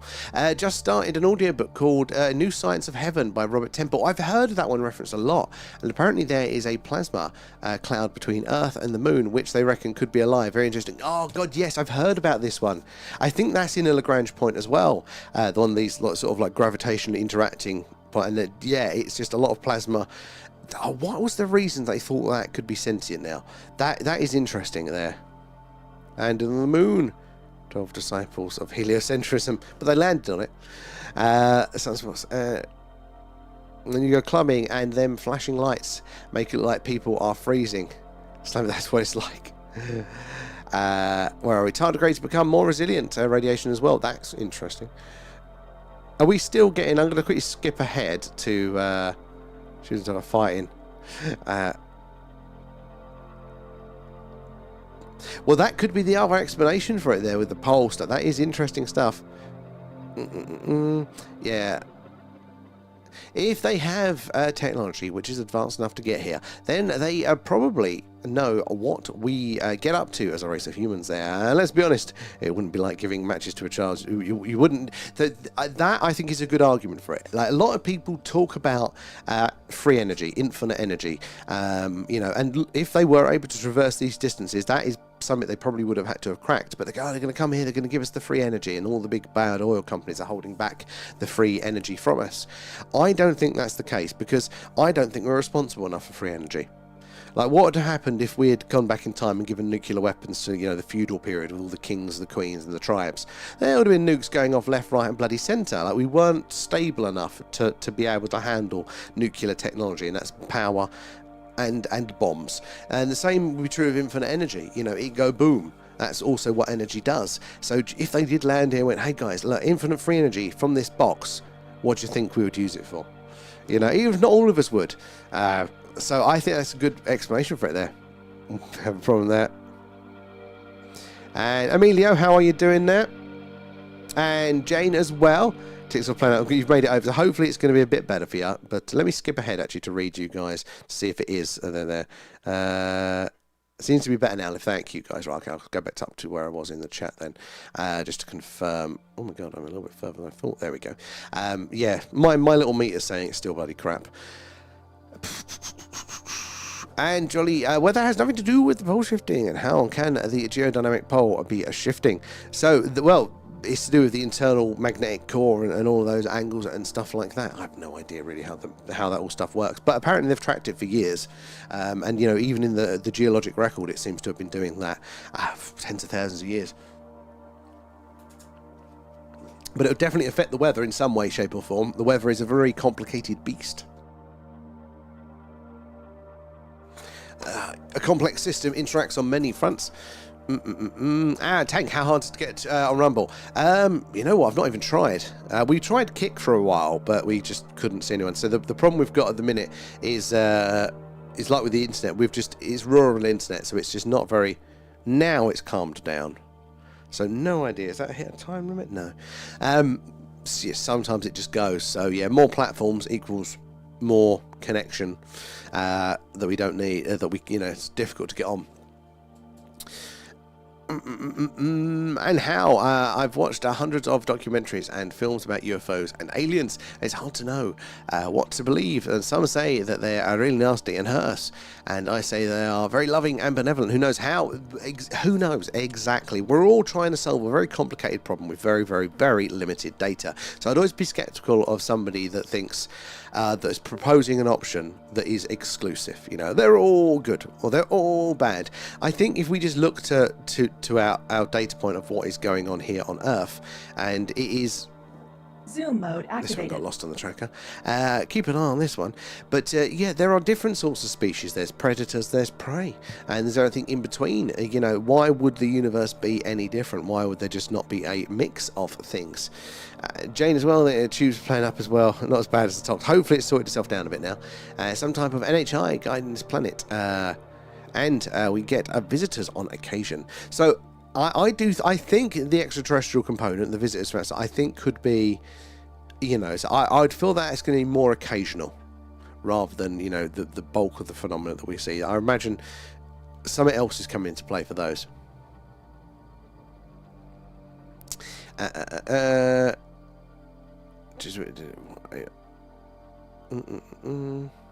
Natural nuclear reactor is thousands of years ago. Yeah, it's an interesting one, isn't it? There. Where are we? Down there as well. Yeah, it froze there.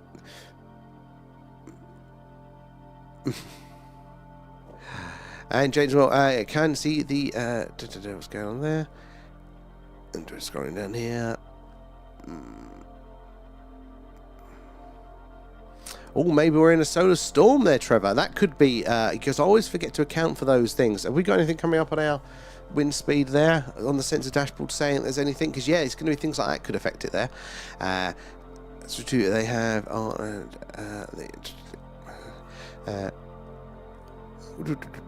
and Mark, and he's... give up on that one. And where are we? Down here. Yeah, we're getting... It seems to sort itself out on this end now. Where are we? Down there. I think mission control has been disabled by the aliens.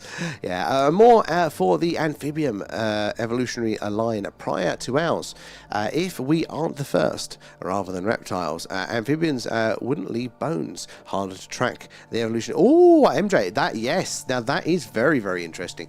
And you're right, the fossil record is a far from perfect way to understand our past. It's one of the few ways that we've got, but there are so many things that just do not get preserved full stop, let alone the luck around that we, you know, what we see, even with the ones that can be. There is so much time, and there has been so much habitable periods on Earth, you know, good favourable weather conditions, all that sort of stuff, to allow for civilization, both from human to have existed a lot longer. Excuse me, coming in there, both from human, but also from, God, what else? Everything, you know, the previous other totally... There's a Silurian hypothesis there. The idea that, you know, it could have been a totally different species. The cornflakes there. 240p, that's a record there. And someone's yeah, it's buffering that one. Where are we down here as well? Paul there, thank you for treating Alan there. Thanks, where are we down there? This is the aliens of the potato camera. No, it's rural internet is what it is, guys. The Germans. Blame them. Yeah.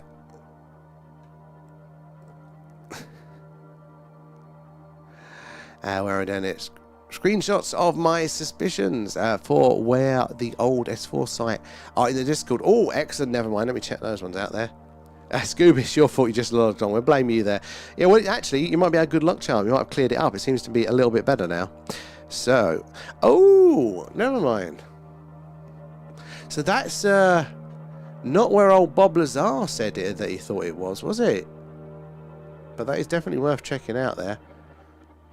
Interesting. Awesome. You check that guy out in the Discord, guys, there. James is in there as well. Just got the powers there. How are you doing, Scooby? Let me scroll through here as well. Device supposedly manipulates their weather, a YouTuber was told. Well, we know that they do cloud seeding. That's been a thing since, God, like the 50s. You know, it's a very simple form of doing that sort of stuff. And you can imagine they would be doing a lot more to boot. We don't have to go full tinfoil hat to be going into those realms. But you know they do screw around with these things. But I think it's no coincidence that it all starts to fuck around. Yeah, it's told not to talk. I'm not surprised there. And good spot in there, Roger. And I just want to see, it's the first time I'm here there, even though there's a lot of buffering. I'm still happy here. Thank you, man. Good to appreciate that. Thank you for doing the live streams. Appreciate that. And yeah, subscriber warn you, we've had people now that have been with us over a year. We're getting those year anniversaries, so it's a very sticky stream. But you're very welcome in there, Mango, and appreciate that. Yeah, we do get the occasional buffering. We are the phone people are putting in fibre into the village, so it shouldn't be with us for too much longer. But it goes through phases. Like I have a bad night tonight, maybe one or two tomorrow, and then little blips, and then it'll be fine for like a month, hopefully anyway. And Janie there, back there, turned the phone off. It seems to have worked. Yeah, so Janie, it was on our end. It was an us thing. All of my it seems to have settled down now. So I've got this little monitoring box that Harco made us, and it kind of just checks our internet speeds constantly, and so it flashes and it tells us. And a lot of the time it's TikTok being a dick, and so normally TikTok has issues, but no, this one wasn't us one. It was just maxed out for no reason. And now, it was still maxed out even when we turned TikTok off, so that didn't help at all. And then it just went straight back down about 2 minutes later. Just internet. Sadly, but thank you for persisting and trying to come back there. Seemed to have helped a teeny bit, but yeah, on my end it didn't. And why do aliens have to be corporeal there? Some could be non-corporeal. Paul, bang on with that as well. Like we tend to think, well, I know I do by default, I am thinking of extraterrestrial as in a biological sense. But for me, I mean, even the plasma-based life really starts to bridge that gap into a life being truly alien, truly something that is so out of our realms. And this is the thing with it, that when it is so far away from us, like, would we have even noticed it? It could be there in front of our face, but we're just not. And we talk about the plasma cloud there as one, or the plasmoids. You know, they're things that have been with us the whole time, if they do prove to be sentient life forms, and we've not noticed because we were just looking too close to home. So let alone you're going full non-corporeal there, like getting your head over very, very possible with the universe acting like all that. And if the Milky Way is billions of years old and full of habitable planets, why haven't we found a single verified place of physical evidence for alien life yet? So, well, this is the limitation of our technology. That is it, because that sounds like a really reasonable question. You know, it's the Fermi paradox. Well, where are all the aliens? But then you consider how little we have looked. Like how little we have looked there. You know, so NASA has only sent life-finding tests on 2 probes that came back positive, and then they didn't do any more. You know, so there. But when we do look, like now we are getting the technology. Let's go back a bit. If there were proper UFOs, motherships flying around up there in space, unless they were quite close by, our statistical odds of just catching one with an optical telescope are like 0.00000, because they are still so small in the scheme of things. Like, we struggle. We still haven't even found the planet X yet visually, the 10th planet in the solar system, or the 9th, or whatever, there, because the only way we can see things out there, stars emit their light. It's how we can see all these ones out here. They're emitting light, but it's very faint by the time it gets here. But the planets, we only see them in our inner solar system because they're bouncing the sun's light back to us. If you go too far out there, there's just not enough light to come back. So a UFO craft or something like that, especially if it's small, we just don't have the technology to do it. We haven't really been far out there.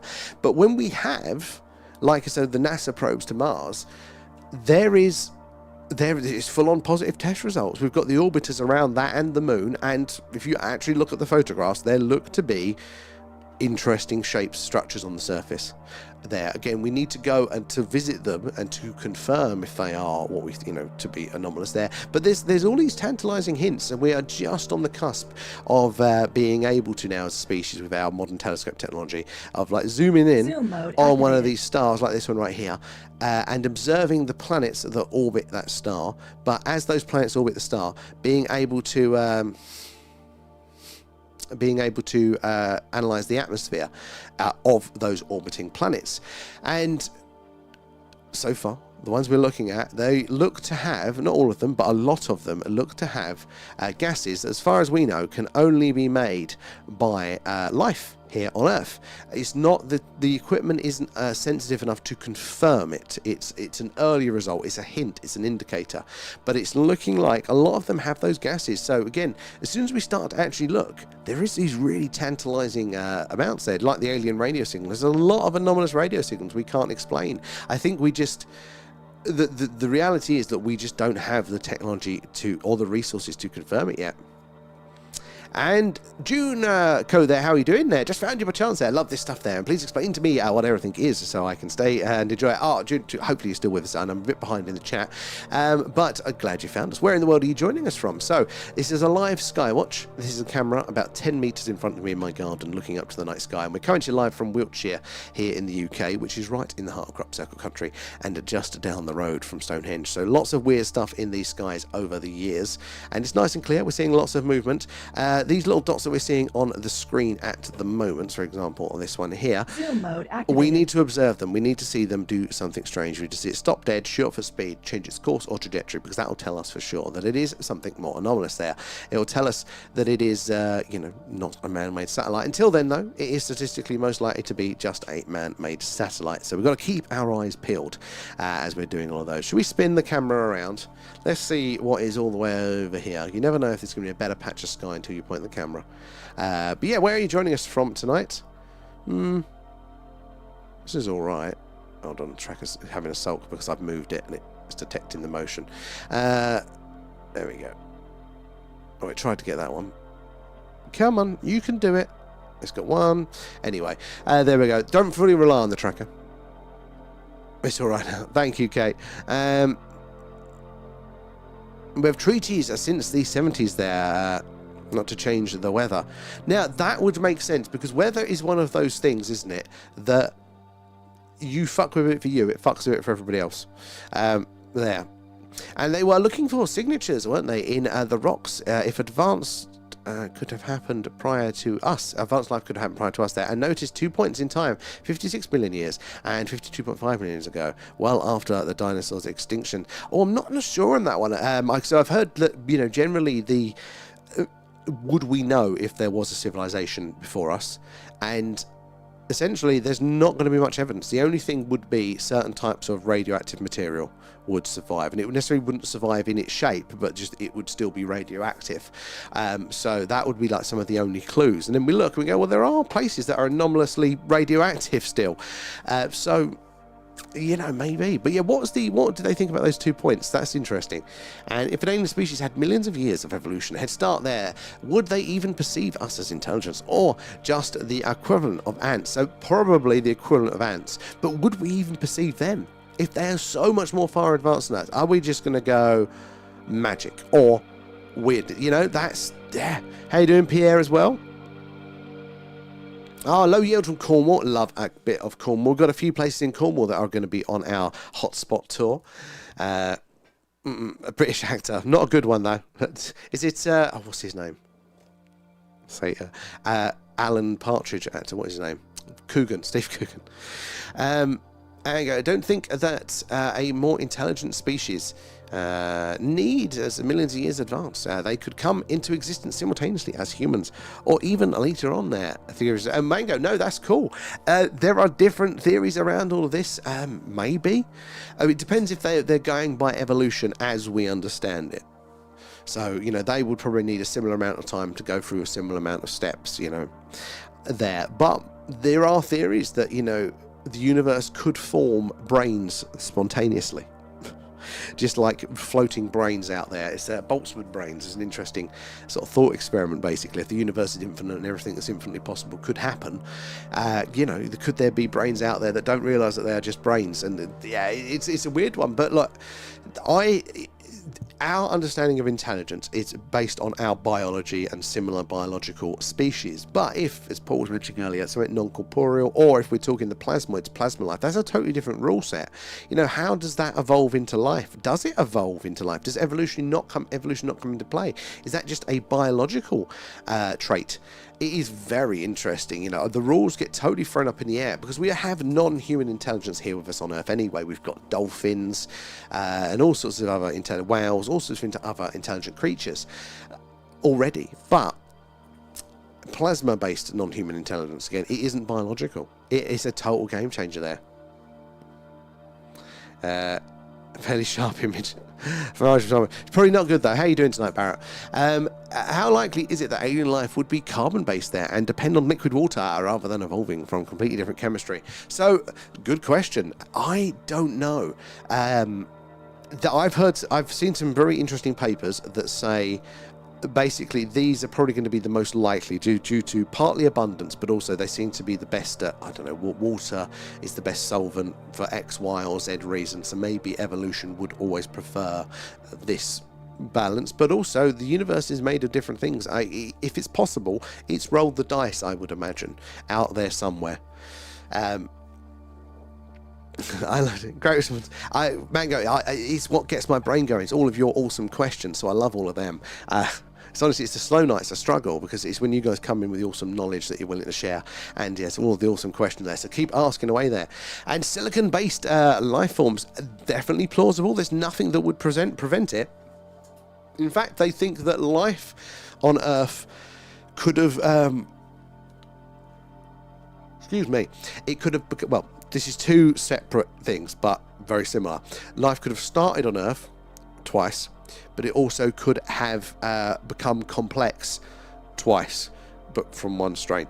So the first one, becoming complex twice. So we're at complex life forms, multicellular, anything like that. Anything other than just your very basic single cell life is a complex life form by this definition. And apparently that's, look into the record, they think it took billions of years, but actually they think there was two independent emergencies of complexity, and the first one lasted about 1 million years and then died out, and then our version took over, which is interesting, but also a recent study is looking at the really, technically it's not even life, but it's where they do think we come from if we evolved here on Earth, because there's certain traits within bacteria that it seems to have had to develop separately. So it could be the case that life itself developed twice and it kind of merged later on up in the chain. It's crazy. There. Was it James Bond? If only, Pierre. Yeah, that's flattery. It gets you on top of our good list there, that does. Of course, sound like a plonker most of the time, Barrett. But yeah, so the life question is really interesting. It's one that we might not ever solve just because so little is preserved from those early days to know for sure. But I don't think it's obvious that life would have started here on Earth there. And if life is easy to start there, why is the great silence so loud everywhere we look? So, but why? But is it? That's the thing. Is there a great silence? Because I would argue that there's not. I would argue that when we point our dishes that are sensitive enough to hear anything, above our Earth noise, there are a lot of anomalous radio signals, and there are just a lot of things out there. It's just that we don't have, the technology to confirm what they are. And look, is there a Warminster Skywatch happening this bank holiday week? So apparently there is. I've not been to one before, so I'm going to be going there to see all of the locals there. So hopefully there'll be a few of you guys there as well, to be able to say hello for that one. I think it's going to be Saturday at 8 p.m, I think, at Cradle Hill, the gate to there. But yeah, what actor for Bond? What's the worst one? Hold on. I can't even think, actually. They're all pretty good with that one. And could we be the very first intelligent species to evolve in the entire universe? It's a possibility. It is a possibility. I just think it's very unlikely given what we know there. There's no evidence for that. There's only... It's us sitting around, never leaving our house and going... are we the only humans in the world? Well, you've never left your fucking house, I think that's where we're at with it. And Anomalies, how are you doing? Generic greetings, Earthlings, how are you doing there? And they say that a distant future with the tech to almost attain a godlike status. But I think that form would mirror cell manipulation, similar to Star Trek shapeshifters. Could well be. I mean, if you get that far advanced, what is a god? Something that can, there are little g gods, lowercase g, and then there's big G gods, and that's the kind of that differentiation between what do they call it? The Greco-Roman gods there, or the earlier ones. It's a pantheon of gods, many different types, different domains, different things, and then you've got our modern monotheistic god who created everything, themselves, does everything, but. I mean, definitely the lowercase g, you could see how we would perceive advanced species like that, with what they could be capable of doing there. And what if alien civilizations exist, but their lifespans are so short that we keep missing each other in time? That is a very, very likely possibility around all of this. I don't think we can say for sure, because we do get anomalous signals. So I don't think we're necessarily missing anything, but as a plausibility, because we're talking about the vastness of space. Are we close enough physically to anybody? Which of these stars do have life around them? How far away are they? And are we likely to get their signals, get their visitors? But the other angle is time, with the sheer length of time in the universe. And think of how long we have been technological for, which is just not even a blink of an eye, as people say. It's even less than that. Does civilization just flare up very quickly and then burn out? Very quickly. So it is a plausibility to that. If life on Earth relies on DNA and RNA, could alien life use a completely different molecular foundation for genetics? I think they could. I really think they could. DJ, where do you get these questions from? I absolutely fucking love them. I love this. I came in to say it last night. You did a cracking job with this as well. So I really appreciate that. It keeps us talking, and they're really good. So yeah, they could. Again, if evolution is correct, nature found the best way to achieve the goal. It probably tried a million different ways, and maybe there's a way to achieve that goal in a slightly different environment that works better than it does here. There's the different versions of things, or maybe this was one of the tests and there is a better version. You never know. I think especially we're talking about plasma-based life forms or those other ones there. And China sent messages to its population about alien contact, warning its citizens not to communicate with them. I have not heard about this UAP, and I need to know more on this. This is fascinating. What caused it? I need to know more. That is fascinating there. Oh, Grant Mitchell. That's one of them, yeah. I've had worse. And why do we expect aliens to be physical beings there instead of digital post-biological entities living in space-based supercomputers? Again, this is possible. I mean, we have this habit and it's a bias, but it makes a bit of sense of starting from what we know. Because if we're here and we're biological, well, then at least we know that's possible out of all the many possibilities that could, that this is something that can happen and does happen. Let me refresh this. I think the tracker is building a bit of a depth there tonight. Let me just bring that one back on, see if it will start again. So I think it's fair enough to start from those points, but we do have to explore all of those versions, and how much resources we put into which ones. Then that can be dictated by plausibility a bit more. From Gemini. Gemini's bloody good at that. So anyway, thank you, Lethal. That's very good questions. An EastEnder, possibly. As long as it's not Phil Mitchell. Grant Mitchell on one hand is all right. I don't know what's caused it there. Google says it's fake. As Google, well, yeah, that is the problem with these things, isn't it? You never know now. An alien species developed without emotions, like empathy, fear, or curiosity. Would that alter their motivation to explore the universe? Yes, I think it would. That's what they're there for. I mean, that's what curiosity is for. I mean, fear is an obvious one. Don't look too far over that ledge because you're increasing your odds of falling.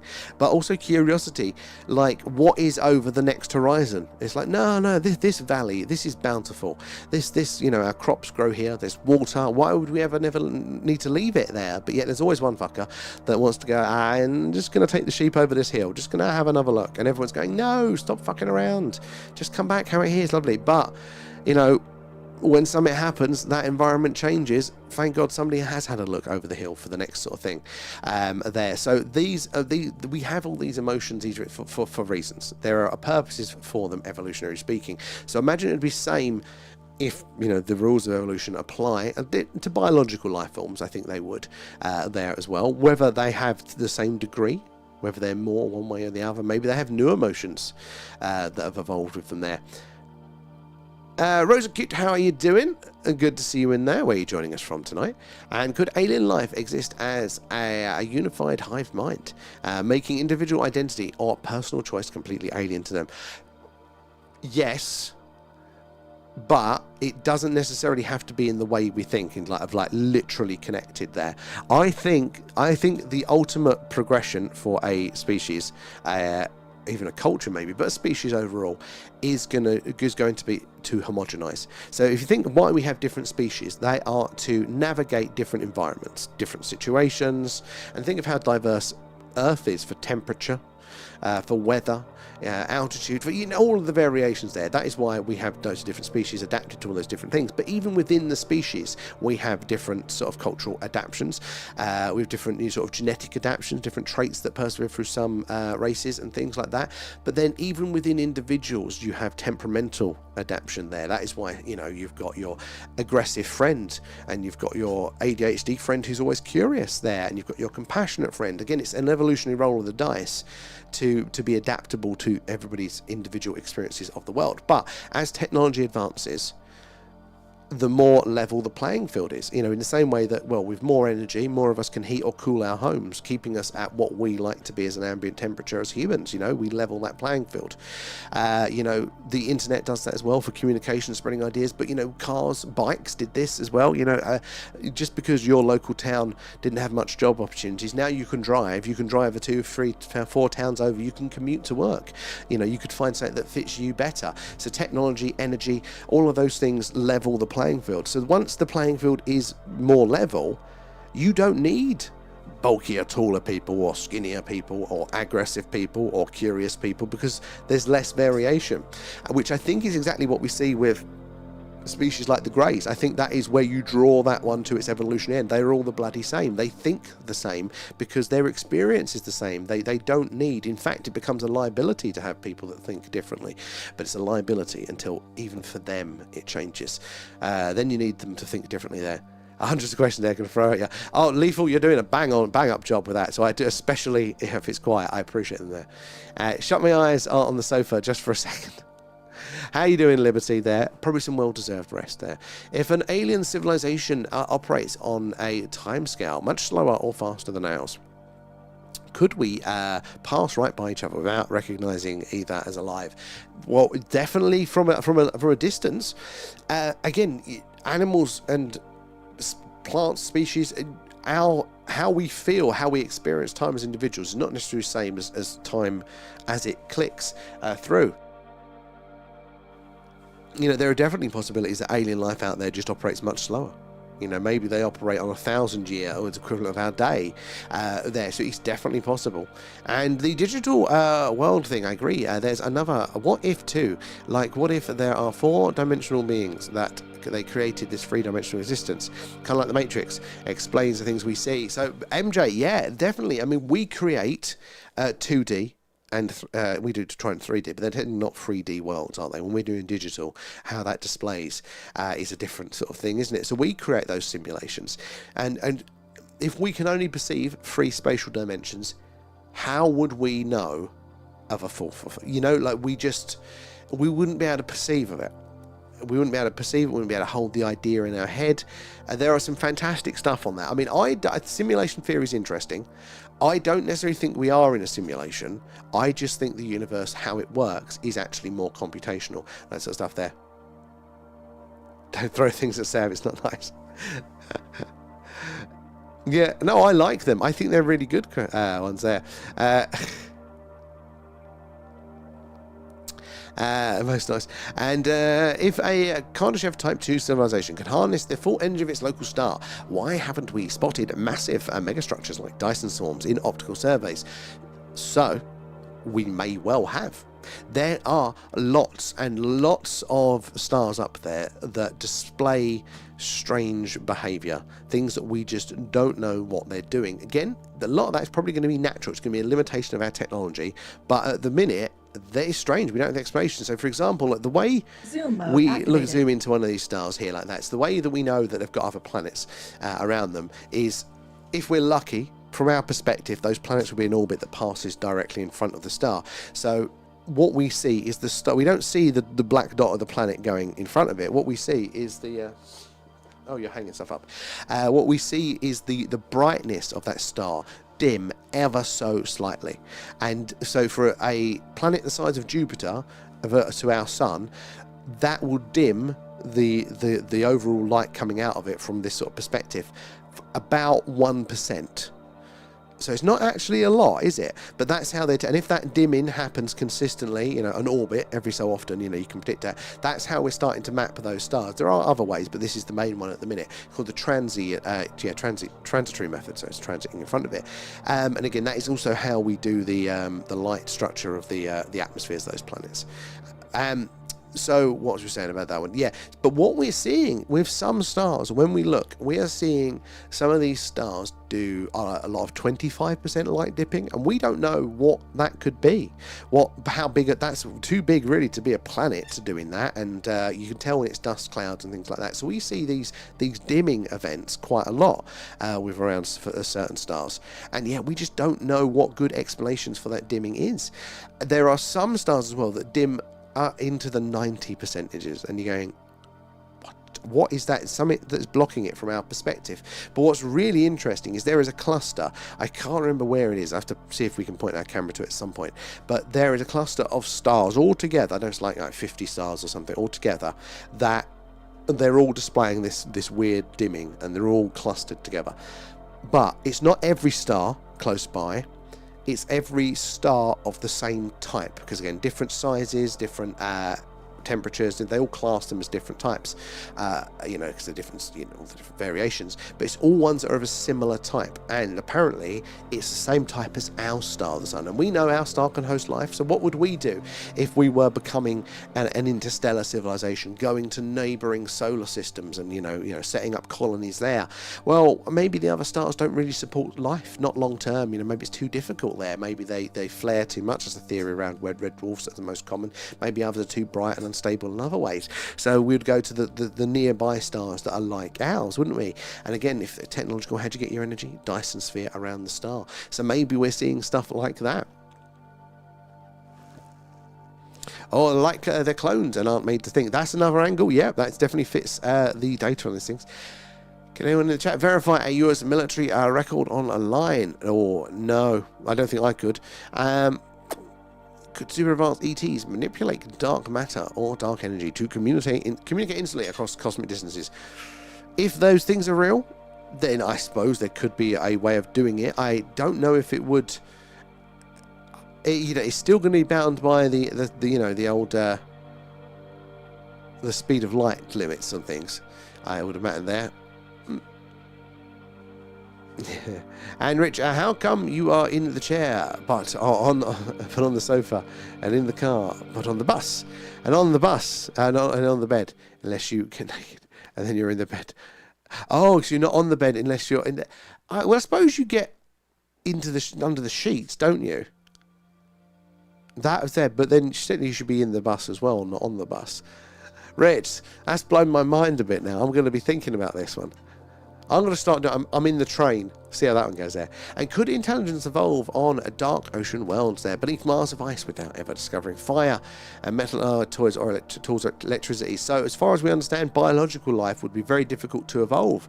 So that's one of the things that we think that, you know, was it Enceladus, Europa, they could well form, you know, even complex life forms, but they're unlikely to have a technological revolution then, because you need fire and heat to make tools, as far as we can understand it.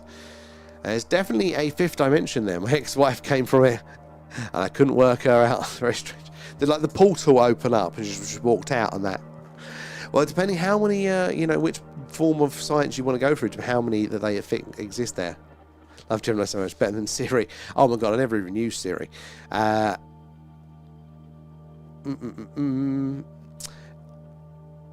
women are from Venus, apparently. Maybe the stars are nothing like our sun. Well, the Mr. One, they are so different. In like, when you start to look at some of them out there, ours is really small in comparison. Like and most of them as well, most of the stars apparently, like we're looking, these all look like single bright stars. Most of them are actually binary systems, so it's one big fucker and then one little one, and our one looks like a little one. So we actually, I think they've pretty much confidently confirmed that we don't have a big one. We may have in the past and lost it, but it's not around anymore. But yeah, that's in a telescope up there to really do a proper scan to see if we were the smaller star out of a binary system. Sometimes trinary as well. You get three in there. Yeah, but only one is bigger. But the sizes go crazy, and what they're burning, how they behave. They're all big fusion reactions burning away with, you know, planets in orbit. But the variation within that is still quite like that.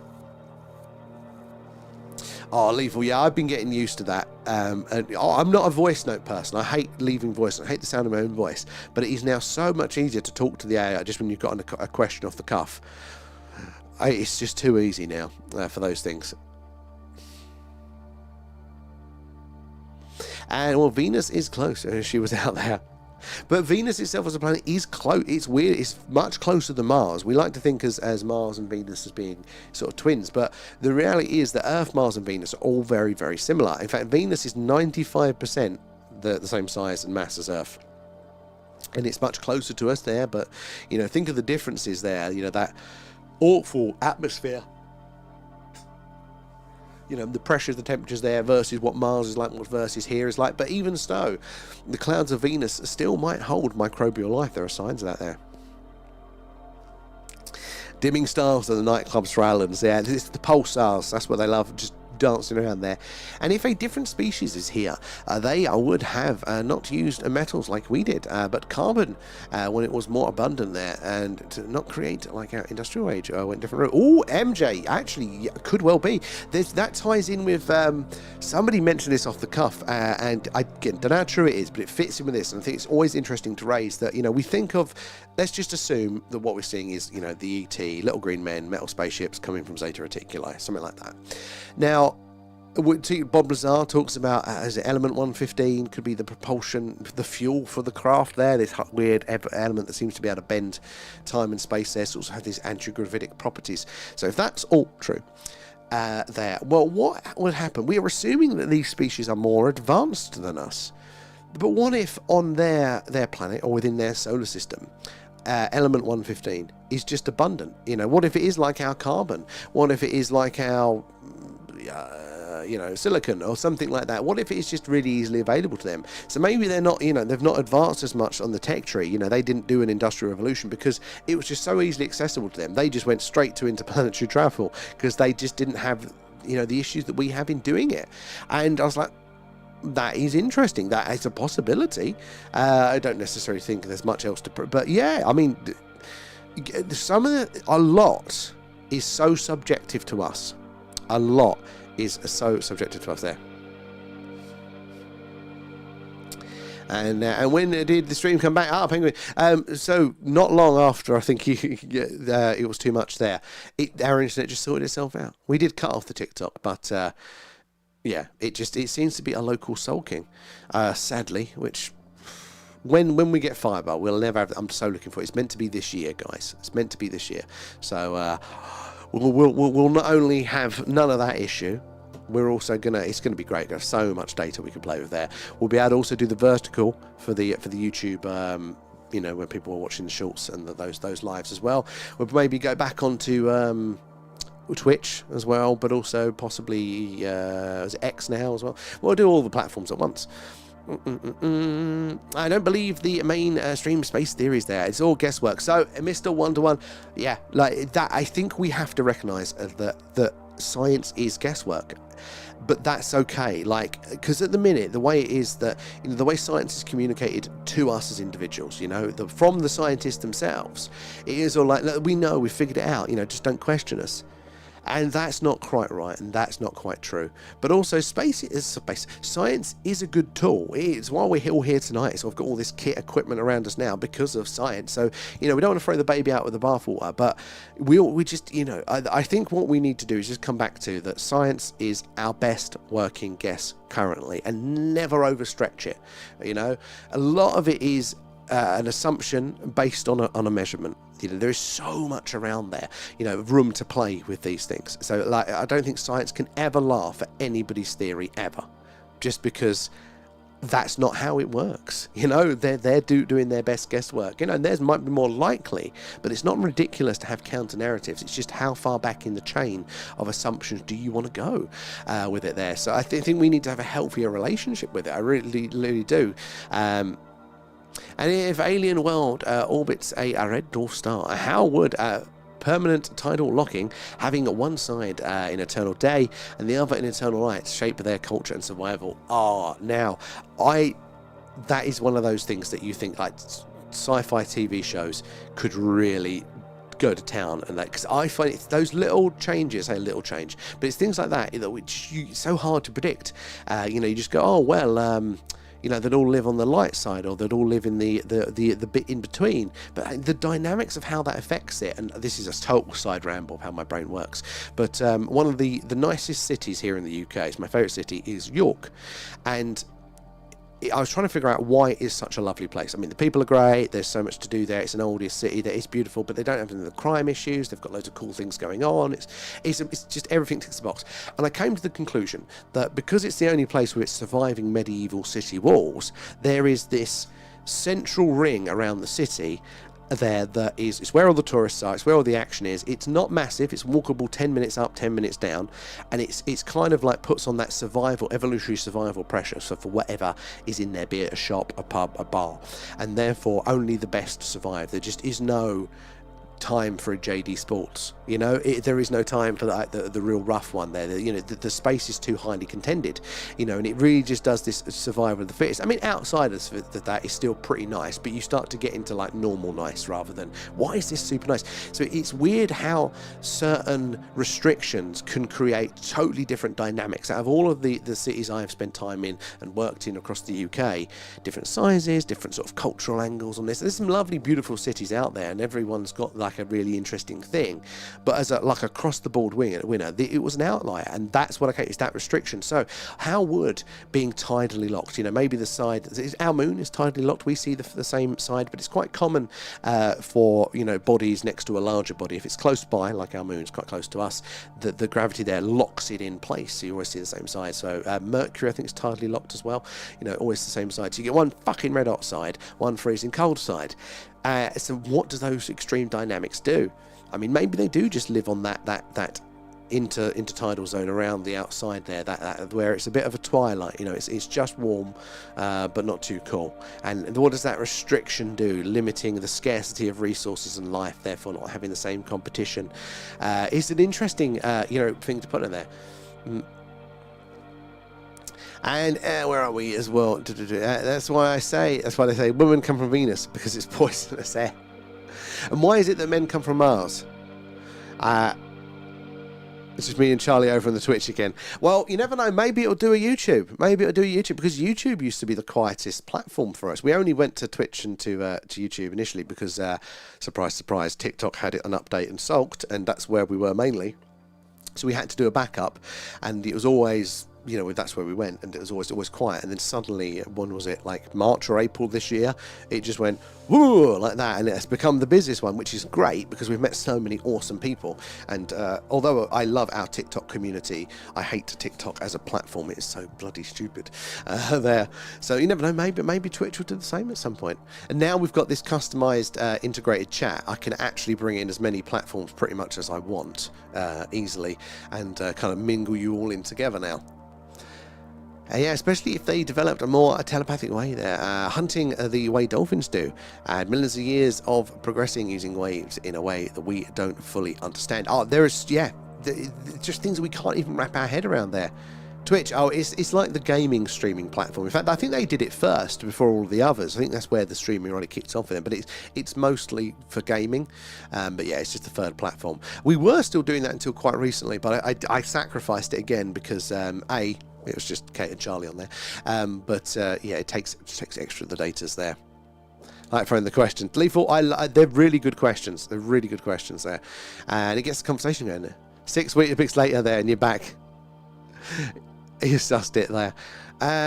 I suppose I sussed it. I sussed out a fix for the buffering YouTube there. If you drop the picture quality from HD to 480, it's excellent. Well, we should be okay now on our end as well, generally, because we're now down to very low usage.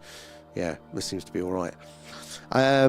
Okay, York is awesome there. Fortunately, most of my time there was spent drunk as a skunk. Totally remember the bits. Yeah, it is like a local hen capital, isn't it? Hen and stag capital there. But it is just crazy friendly. Like, I've got so many stories of how ridiculously lovely the people and the institutions are there. And I totally ended up there randomly as well. Like, I was meant to be working in Leeds, and because it's nearby, I just ended up. But yeah, I ended up spending a lot of time there over lockdown and stuff. And it was a real. I would have preferred to have moved there, but luckily we worked out here because we landed with the thing, didn't we? Or could get filled with. Oh well, yeah. Everywhere's going to have that one at some point, isn't it? Sadly, capital of the universe. It's a lovely place. If you haven't been there, it's definitely worth it. And what if alien life isn't planetary at all there, but evolved directly in open space inside interstellar dust clouds or gas nebula? So I've had this curiosity for a long time as well. Space is just a medium in the same way that the air is our medium, and there are, in our atmosphere, there's bacteria that just float around up there in all the clouds and shit like that. The water is a medium and all the shit flying around in that. So is there anything that prevents space itself from being a medium for life? I don't know. But, some sort of really fucking massive creatures could be out there, But again, they could still be smaller than a planet and we just wouldn't see them unless they just came close by. Now that it works, mostly. My father-in-law got married there, so it was all day and all night drinking. There. Don't even remember where me and Alf slept. A corner. I mean, back when I was drinking, even there, you're pretty safe, worse for wear. But yeah, it's a fantastic place there. And you lived in York most of your life. See, would you agree as a resident there? Because everybody I spoke to there actually bloody loved it. Yeah, it's a phenomenal place. If we discovered fossilized microbial life on Mars, would that prove life is a cosmic rule rather than a lucky exception? I don't think it would prove it, but it would indicate that heavily. It would really indicate that heavily. And if there was a way of testing, again, which we spoke last night, the chirality, to tell if it's a totally different strain, if that is a biogenesis, if it is a separate strain of life, then yeah, like that, it's so likely to be the case. It is absolutely everywhere. How you doing, Kane? Good to see you there. And Alan's alien, so he took his hair. He's a balding man, but he wants to grow a beard to look masculine. How did you know, 56? Actually, you're talking out your ass because I still have hair. Balding ain't the problem. It's just grey. Like the beard as well there, and Giant Charlie floating around through space. But there could be. Think what the evolutionary adaptations need to be for that. I'd imagine it would have to get its energy source most likely. I'm still thinking biological, but maybe thinking wider than that as well. And how do we differentiate between an actual alien artifact and a strangely shaped, naturally eroded asteroid like Oumuamua? So very, very, very hard to do. But Oumuamua might not have been Oumuamua did something very, very, very strange. So the shape was strange, but not enough to be anomalous. Oumuamua did something incredibly awesome, which was non-gravitational propulsion. What we see comets do, but without the cometary outgassing, without the propulsion for it, So we don't know how it did it. It is very, very strange. It is very, very anomalous. It's weird. So that's the thing for me. That's why I preferred Oumuamua to Free Eye Atlas there. In Planets and Atmospheres. But there was a brilliant sci-fi book, and I only caught like the back page, essentially the synopsis of it. And it was along the lines of, we see stars starting to go out, and this planetary-sized object just is out there hoovering up planets, and it's on our way out here. What do we do? What can we do? Kate, you got a new story idea. Go for it. Get into the old world there. Get into the old sci-fi world there. And it's great unless you live there. Everywhere is built around tourism there. The local sweet FA. But even when the things that are available to do, like even for the local groups and local communities, because where I was working there so much, I did start to get to know some of the local creative groups, and there's always events and stuff going on for them and stuff. So I thought it was quite that. But again, didn't live there, but I thought it's a good shout. But I can imagine the tourists might get really on your tits. Just the sheer numbers, especially around Christmas. Even I avoided it at December. Light speed is a hard physical limit there. Does that mean physical interstellar travel is effectively impossible, locking every civilization into its home system? So if we assume it, and I think there's a good argument to be made around that, unless there's the working around of it, if there's a different way to look at the problem, then I think it's a difficult one. I mean, it doesn't prevent interstellar travel. There are still, if we could get to very close to the speed of light, our next neighbour, so the next solar system, which is interstellar, is 4.2 years. That's not too bad, at light speed. So he doesn't lock us in there. But also, if you can bend time and space, maybe the speed limit doesn't apply because the universe moving, not that. And would an alien species bother sending physical spacecraft to explore the galaxy, or would they just launch self-replicating von Neumann probes? Well, this is the question. This is a very, very big question. Would you bother? And maybe that's what we're seeing with the Greys. Maybe they are biological robots for those sorts of things there. My town's like a trap, and people come here and get stuck. Even when they leave, they get roped back in. Like a glue trap. How do they get trapped? Is it really high walls? And if an alien signal contains mathematical constants like pi or prime numbers, does that prove that math is a universal language, or just a human concept that we project onto space? Ooh, I don't know enough about it for that one. I think I would say there does seem to be a commonality that with maths there's clever ways around things, but I wouldn't fully write it off as a possibility that that could be still so subjective to us. Don't even know why they come here in the first place. Is now here. Well, maybe they're all coming to see your garden, Kate. They've all heard about it. You could be like a National Trust garden now. You could charge entry fee.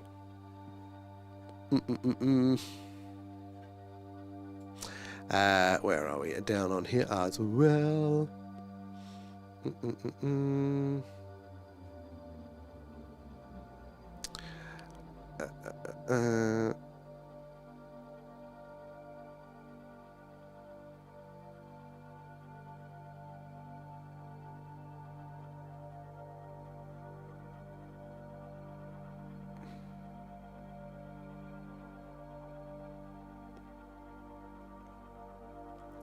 Where are we? Down here? Right. Where are we? Down. Why do many astrobiologists believe we will find atmospheric biosignatures like oxygen or methane combinations on an exoplanet long before detecting a technological signal? So, well, I'd imagine that it would be because, there's more biological life here on Earth that creates those sort of byproducts than there are life, humans that creates those sorts of signals. So I suppose it's just like a statistics things that out of life, it's not all necessarily going to be technological and producing those sort of CFCs and things like that there. Might explain the local disappearances. The creature gets his nom-noms. That's why you don't go out at night. Is the universe digital or analog? Oh, so that is probably a really good question. I think we assume that it's analog, but with the quantum world, it is looking digital. If a civilian builds a Dyson swarm, if civilization, not civilian, builds a Dyson swarm of industrial megastructures, wouldn't the waste of heat produced in an infrared footprint that is far easier to spot than a transient radio signal? Quite probably, and that's why we are getting these weird things. We are getting these weird, observations of potential Dyson swarms. And could atmosphere? But I think they're probably quite similar because, a light signal coming from that far away it's on the electromagnetic spectrum. It's very similar to the radio signal traveling this far. And could atmospheric pollutants like blah blah blah CFCs or nitrogen dioxide serve as definitive evidence of an industrial society without them ever having to send us a message? So yeah, the techno-signature side, if we were to analyse those atmospheres and we saw things like CFCs, as far as we know, by far there's no organic process that we can think of that can create it. So I think it puts it into the 99.9%. But again, that's based on our knowledge. But I think it does mean that it is more unlikely, and you would expect then science to work as if that is true. Not necessarily say 100%, but to go, well, actually, it looks most likely this is how we ought to do it there. Those to do their inflated prices. Oh, God, yeah, forget that. Museums are fantastic and used to be free to locals. They're not anymore. Cheeky fuckers. I tried locals free entries once a year. Cheeky buggers. Cheeky, yeah, that's about right for that. Oh, that is ridiculous. For sure. The quantum is pointing that way. I find it really strange that we haven't seen any stationary flashing out. Exactly. I was thinking that. Was it January the last time we saw that? And if aliens' biology evolved under radically different environments, environment conditions, could their mode of thought and perception be so foreign to us that we wouldn't even recognise their technology as artificial? Well, I think, again, as long as the signs like the CFCs and things, maybe not, but like the actual, their machines that they build and stuff, we could definitely overlook them. They didn't last. Why did they expect in the middle of winter? Exactly, yeah, balancing out there. Cheeky buggers for that. Do you still live that way? Just coming in finger fast, and they're good ones, but I think we're going to wind it up for now. So we have to save them for the next night, I think, there. So guys, thank you very much for joining us.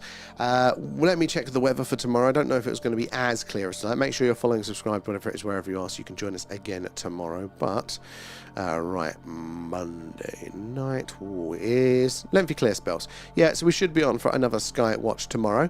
Thank you everybody for being awesome and hanging out, sharing all your knowledge and all that. That's what makes it happen there. And bias. Oh, well, I definitely think we are there. I definitely agree with that. MJ, if we were digital, we would try to find what is our code, but it probably wouldn't be code like we see it with computers, since that's how we create it ourselves, and digital is our creation. MJ, bang on. It's not going to be a literal thing, but I find it very interesting that the way things like the observer effect is a similar process to how we render worlds in video games and things like that. But I think it's the universe. I think that's just how it works. I think there was birthday live. I have to go. Oh my God, was it really that recently? Oh, actually, I think you mentioned it. Yeah, because it was on location. You said you just sat in the background. Okay, but I stole all your footage for that one there. Oh, you did very well there, Lethal, for those. Thank you there, and appreciate that. So guys, thank you again hanging out. So you're all awesome, and we'll see you all probably about 10 p.m. tomorrow night. Catch you later, guys. Thanks again. Bye bye. Oh, hold on. Sorry, guys. Just triggered us to go live on TikTok and I realised the buttons I'd pressed the other ones around. Anyway, we're going live off now. Bye.